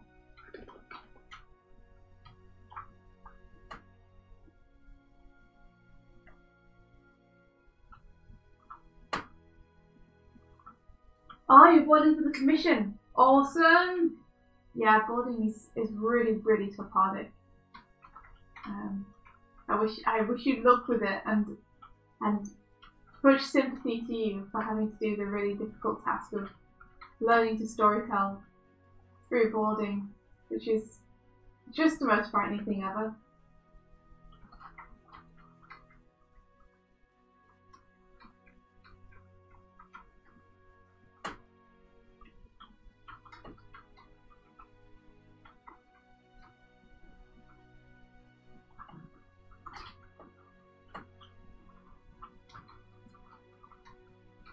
So I did the stupid. I squished him, but I didn't widen him. Oh my. Volume control. I know. That's not how I raised you. Squish.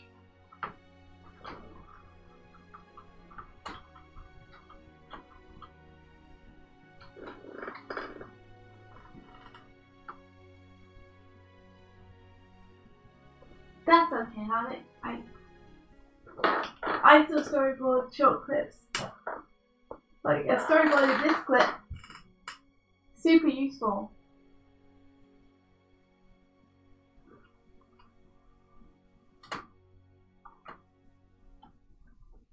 As a tool in your belt.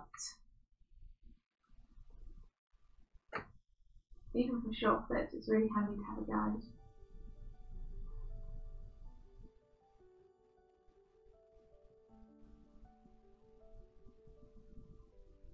I think this isn't going to work, this little thing I'm doing.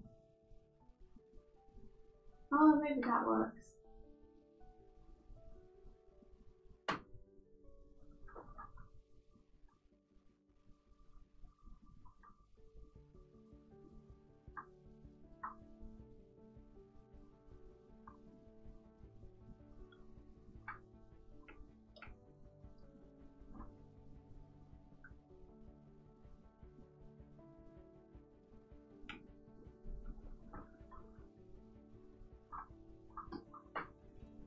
He's got a bit of squish.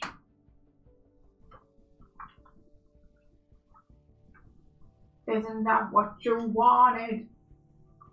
A bit of squish. Isn't that what you wanted?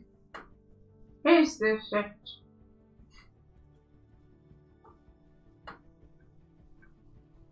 Yes! Multitasking! Get that schedule working. Just slip in a little bit of personal work. Couple of hours. That's how you do it. Freelancing.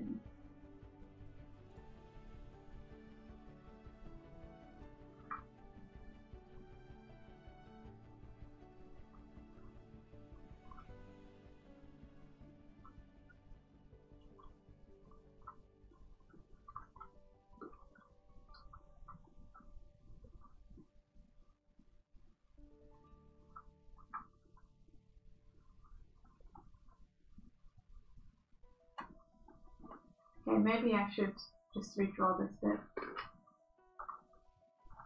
Maybe.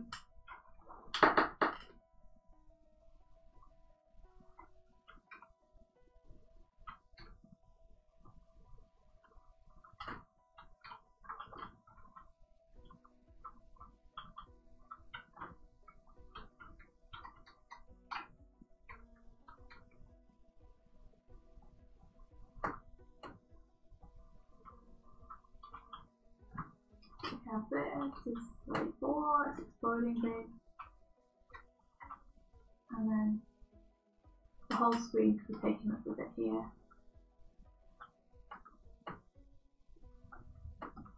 Rather than just a little bit of the screen.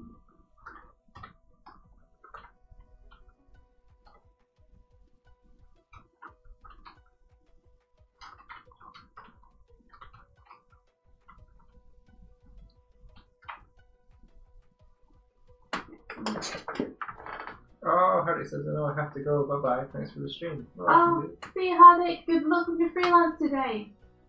Hope it goes really well. So cool. What's so cool? Hardy getting work. Yeah, I know, right? Hardik also destroyed a family in VR chat today. Hardik, I'm so proud of you.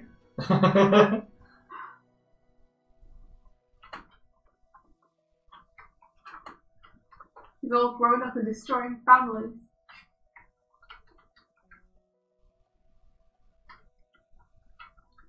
What's everyone else up to? It's snowing! Again! Yeah. I'm happy. I was suddenly worried it was raining. I was like, don't start raining now, no. Not just when it started snowing. Make all the snow go away.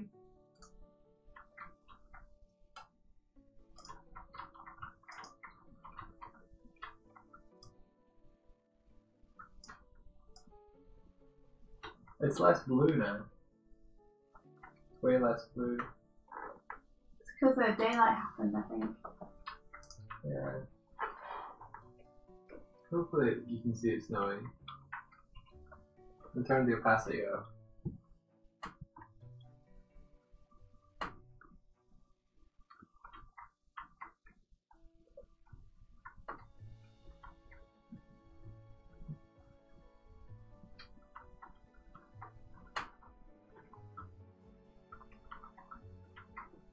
Getting some of that drag and sexy motion in there now.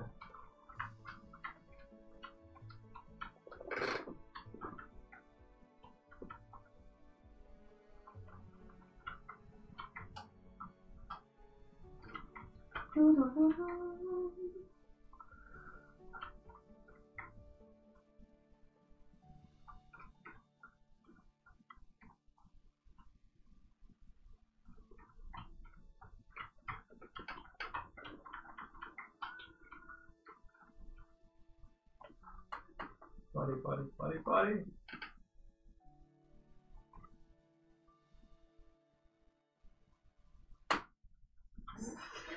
Can't even tell what's going on. It's just a big flash of nothingness.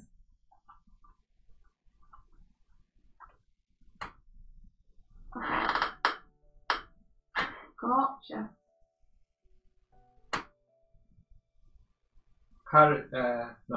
Rabbit says that they're doodling with no clear direction. They need something specific to draw.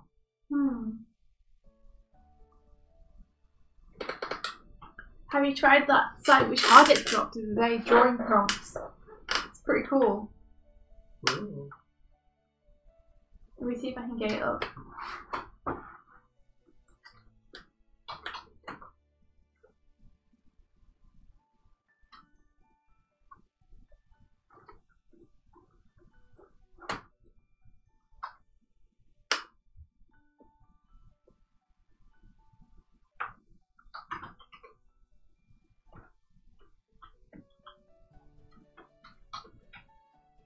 Aha, here we go.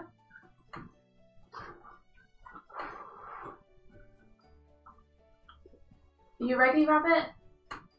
I'm going to give you a refresh, or you could use this one, which is a fur-clad nomad from the ice wastes. But here you are. This is the one I'm refreshing for you, Rabbit.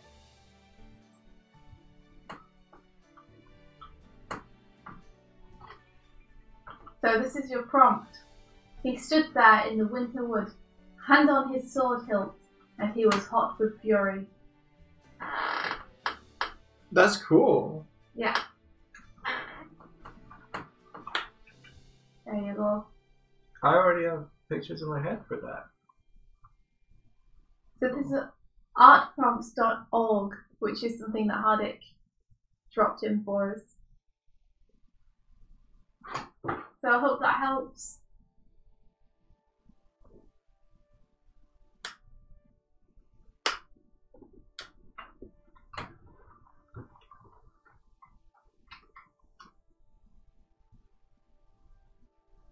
Yeah. So it is a pretty intense prompt.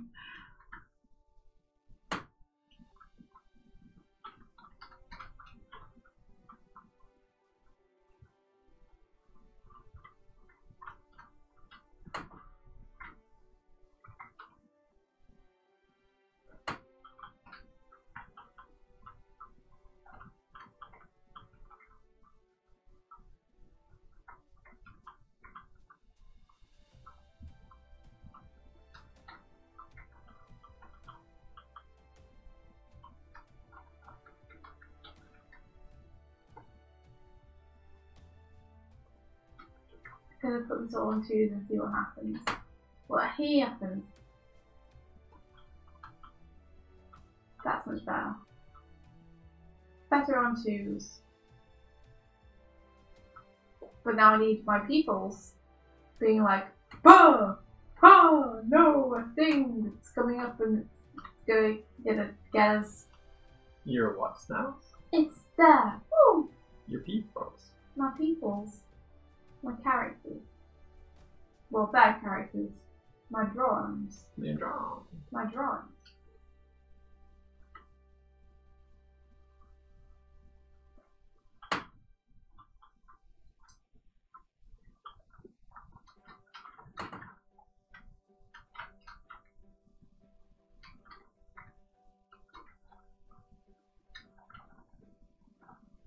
I forget what this green part was. I think it was maybe wasabi. Or like maybe just a leafy green.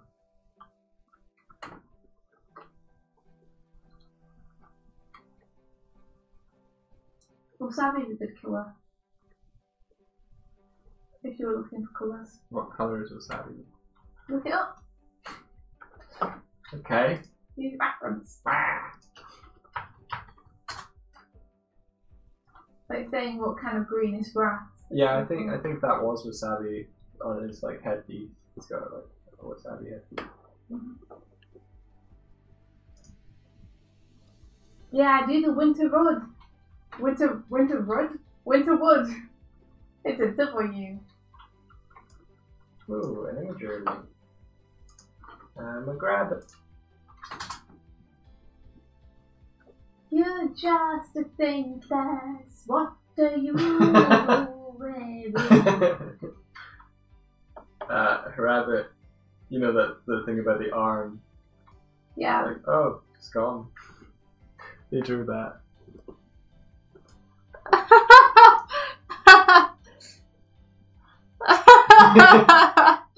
That's great. That's cool.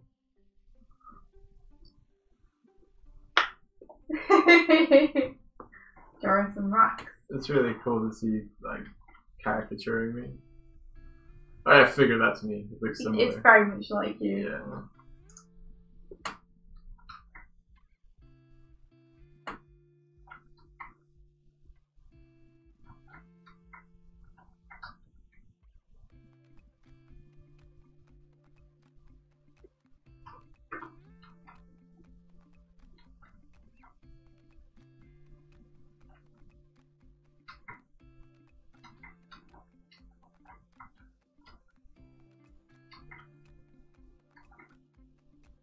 Does that read from a distance? Yeah, so what is it you're thinking about while you're doing these, right?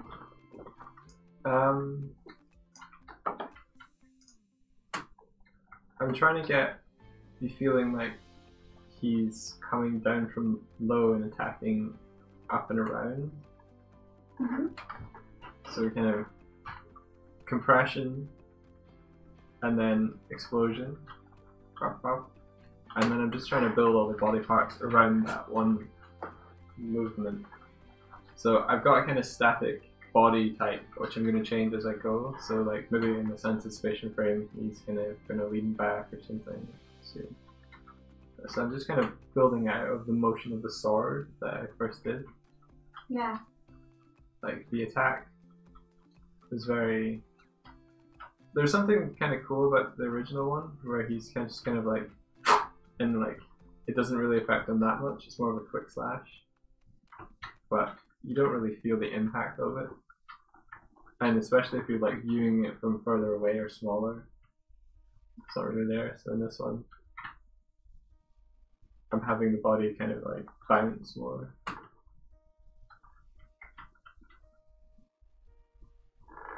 I think I just got overexcited using smears. I was like, smear everything! But it doesn't really feel like he's moving into it all that fast.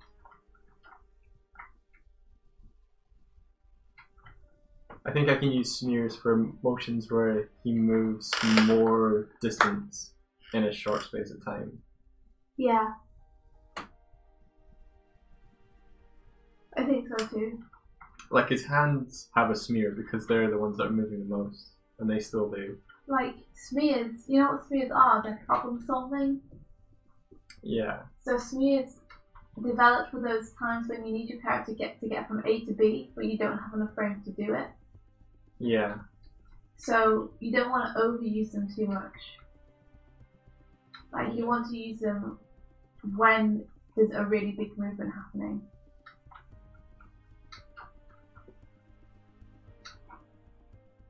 Like that used to be my first attack frame. Yeah. Whereas that's my first attack frame. You want it to have like a clear direction too. So like this is the motion, starts with the hand, and the hands. I actually need the chopstick to be gone here. Be gone! If he's already taken it.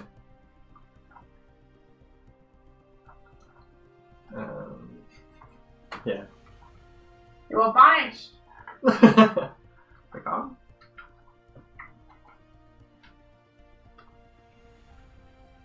I think actually.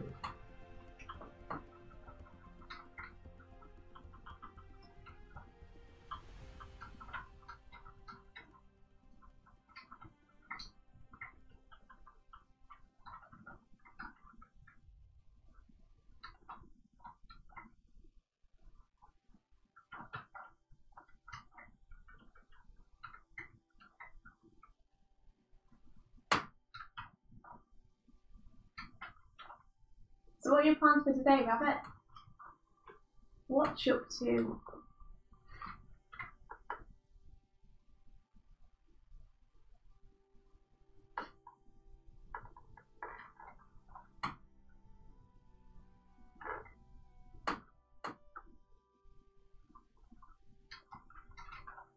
We'll be hopefully finishing off your commission today.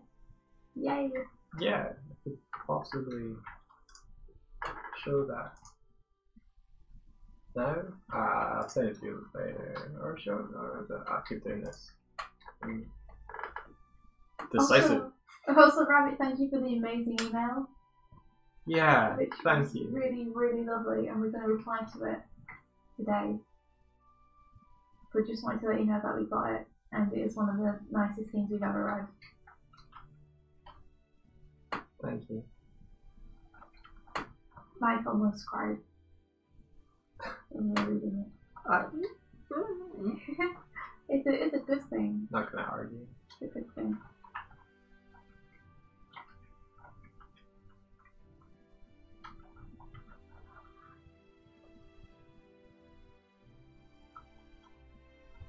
More character stuff.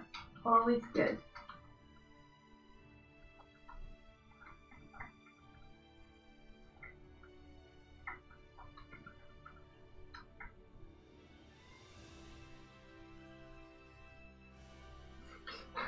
Don't apologise. It's fine. It's good. It's a good kind of crying.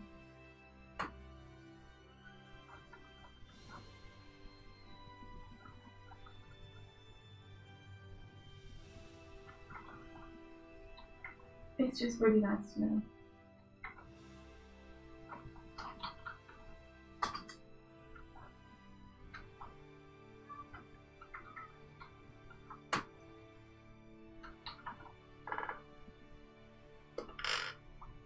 Because it got super bright outside. Maybe Oh yeah. I wonder what it's still okay on the webcam. I bet the kids are all really super happy. I wonder if they get a day off school. Yeah, it felt like maybe a snow day if they were running early, or maybe that was them off on the way to school. I hope they get a snow day. So they were the best.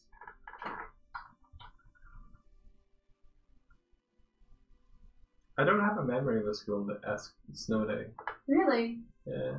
Do you never have one? I don't know.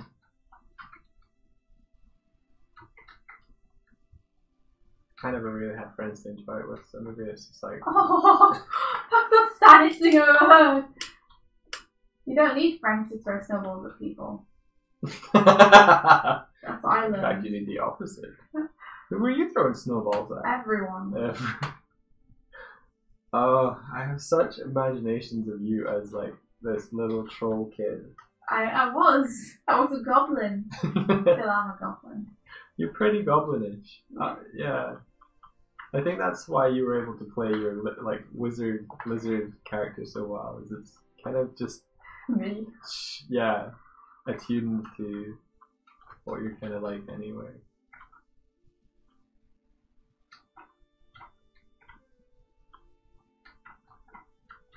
I kind of like what the legs look like here more than I like the legs when they're kind of static like here. So I'm gonna Change them. change them. Yeah. Your design, your rules.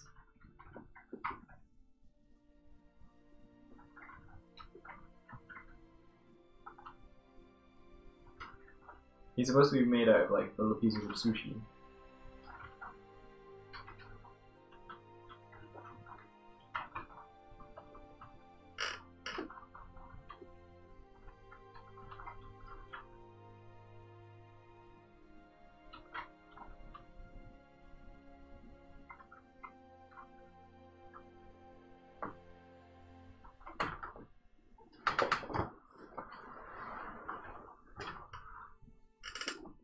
It's kind of got a really satisfying like twist to his knee.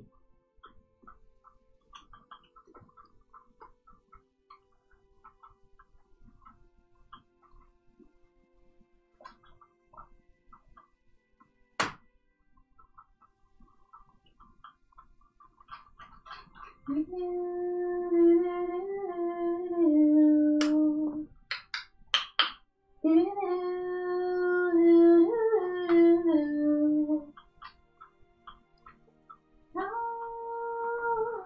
wonder what happens if I were to extend this out or smear.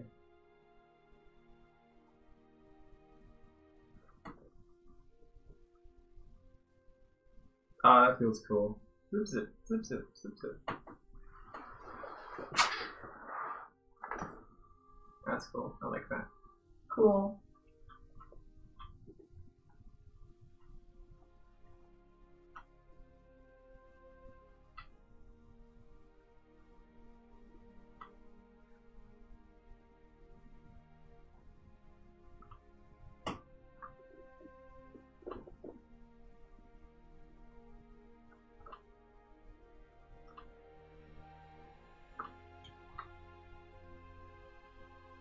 Oh, I'm drawing on the wrong layer. No.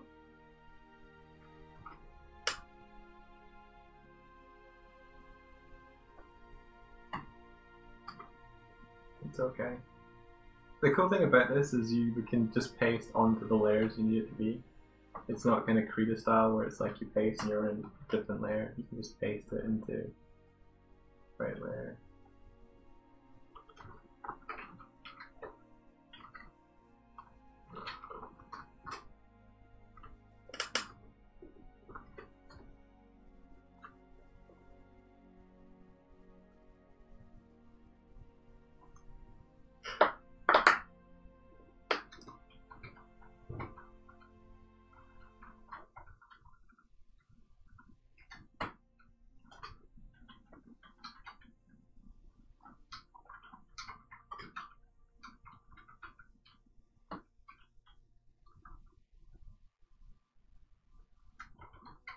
Oh, I did a little bounce. That's cool. That's cute. So it kind of goes up, slope, and then kind of puts the sword back in place, and then it comes back down, and then goes up a little afterward. It has this little kind of like, you know when you like make a punch and your fist sort of shakes at the end. Yeah. Got that going on. It's like a hard accent or a recoil.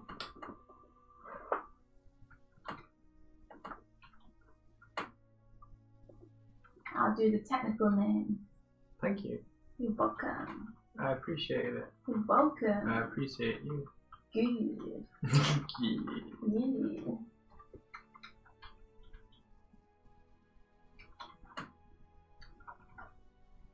You having fun with your water?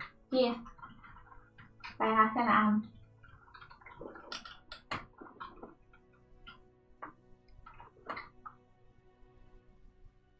I'm not an animator. Here you are. I keep saying it. I know, you keep saying it while you're animating. Yeah.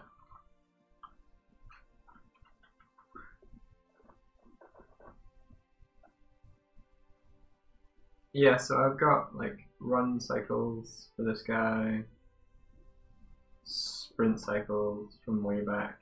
See, his arm there should be probably smearing to give that real feeling of like. I'll probably go back and do that.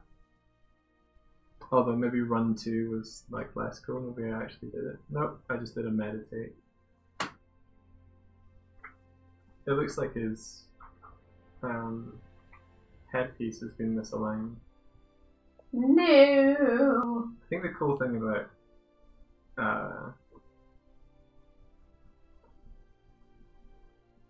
Aspirate is like you can highlight all the frames and just move them. I think you can probably do that in most things, but you just move them and then that's moved all of them.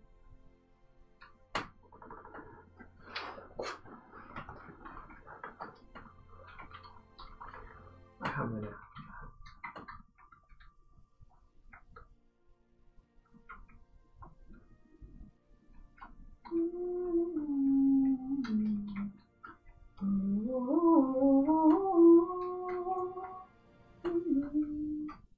So let's see.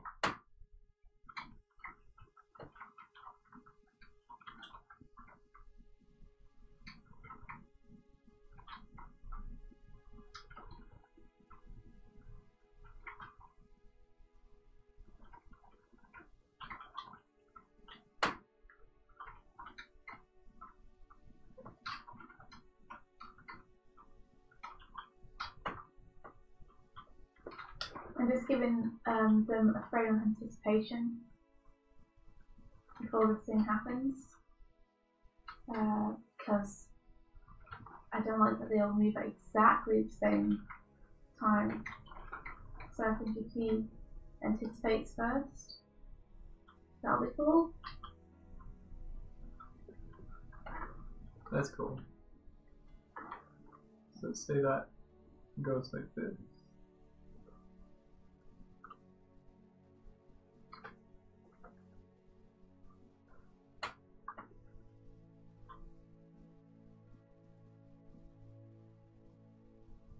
Ah, it's interesting. It's actually slow. So I need this here and that there. For that.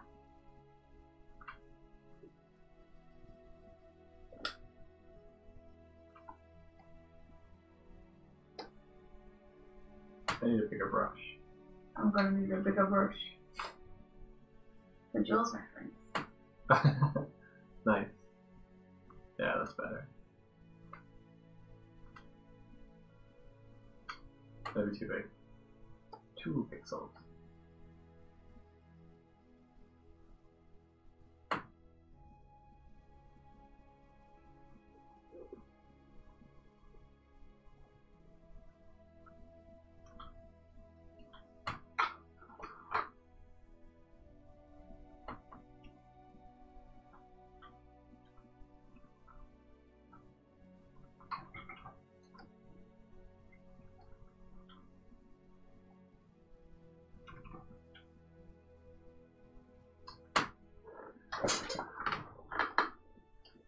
It's interesting how our audience naturally dwindles down at 9 p.m. 9 a.m. It's good, because we were a bit late starting today, so we're probably going to end a bit late. Yeah. But it's nice. So that's kind of the natural end for it anyway. Yeah. That's better. We anticipate a little bit now before it happens. That's not really working yet. We'll get there eventually. Oh, I'm talking about my own book. Yeah, no. That's explosive, I like it. Well, it'll be better when I've got the them lingering a bit. I'd like it to feel a little bit more powerful, which I think will be done through the way that I handle these shapes.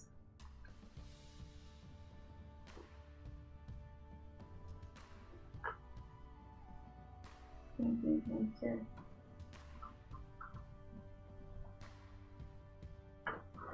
So I think rather than just rotating this needs to be a better pose.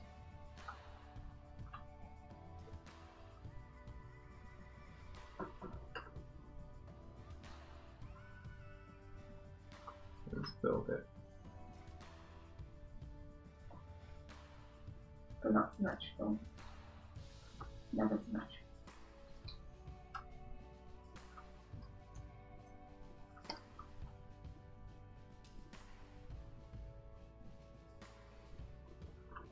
Oh, hey Vivian. How's it going? Vivian. Vivi! Vivi! To the other 4 or 5 people that are watching, Vivi's a great viz dev artist that we met a couple of times in various locations in Europe, and she's super cool. She's a good friend.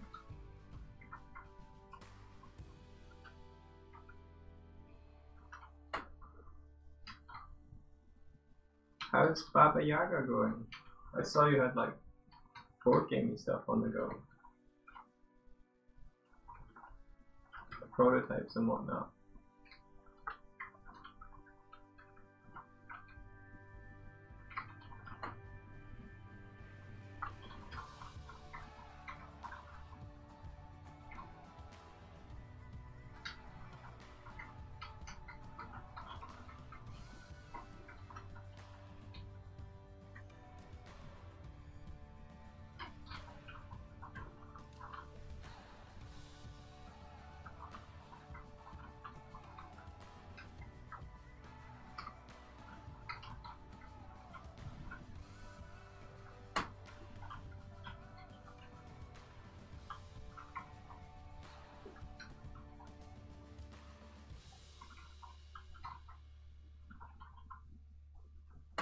I'm actually going to hide the other arm so that it's not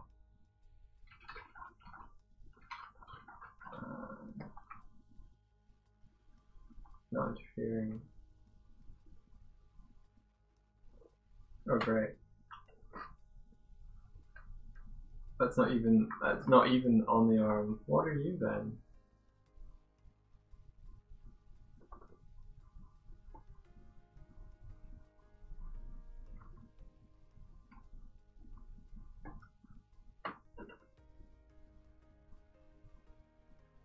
Oh, cool. Vivian sent out another prototype yesterday, and our publisher will show it to some board game companies in the spring. Yeah! Awesome. Heck yes!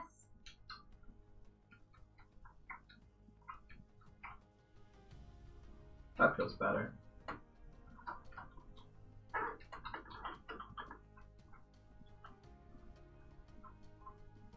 It's snowing where we are, Vivian. It's snowing where you are.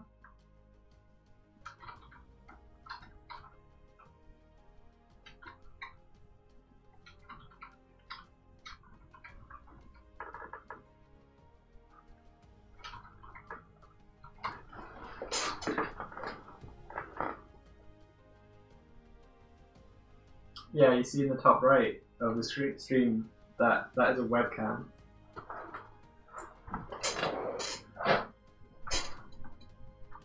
So that's our outside right now.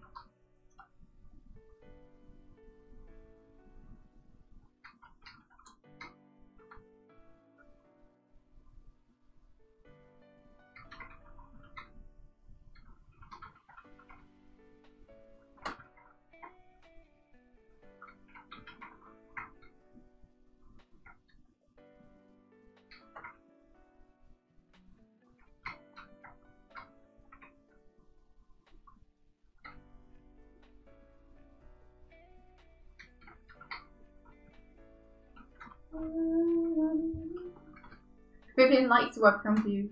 Me too. Oh wow. Vivi says it's really bright and sunny, but also very slowly snows. Like someone left a snow globe at a beach. It feels surreal. That is quite, yeah. That's really cool. That sounds awesome. Sounds really pretty. Yeah, kind of like seeing blue eyes in a black person. Huh? I'm sorry. Like if you see. How is soft slowly falling on a beach, like seeing blue eyes on a black person? It's unusual and exotic and beautiful. Okay. See. Like the juxtaposition. How long will the Ghibli Manor scene be? Let's see. It's gonna be about 6 or 7 seconds, I think. Where it's looking at the minute. When all is said and done.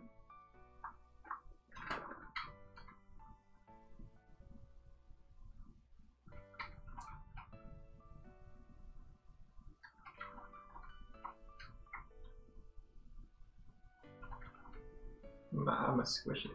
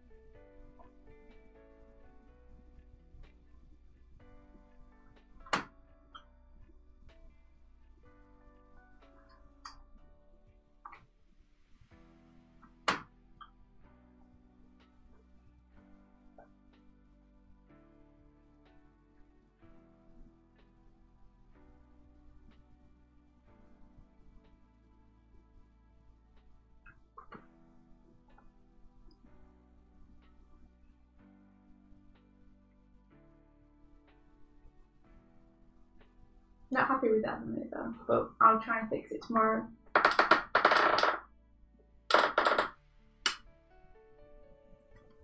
I'm pretty sure, Vivi. It better not or I'll die. Die of overwork. Yeah. We're gonna head off though, because it's 9:30. Which means it's time. Yeah. We started a little bit late today, so it went on a little bit longer than we usually would.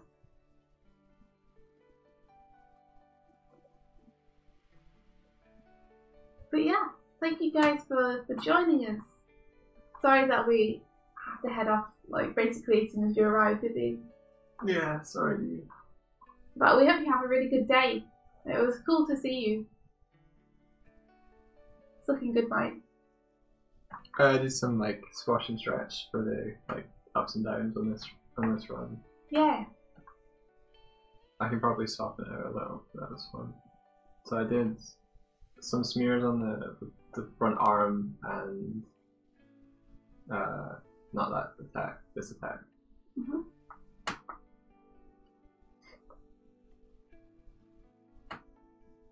Yeah. Thanks everyone for joining, and hopefully see you soon. Yeah. If not tomorrow.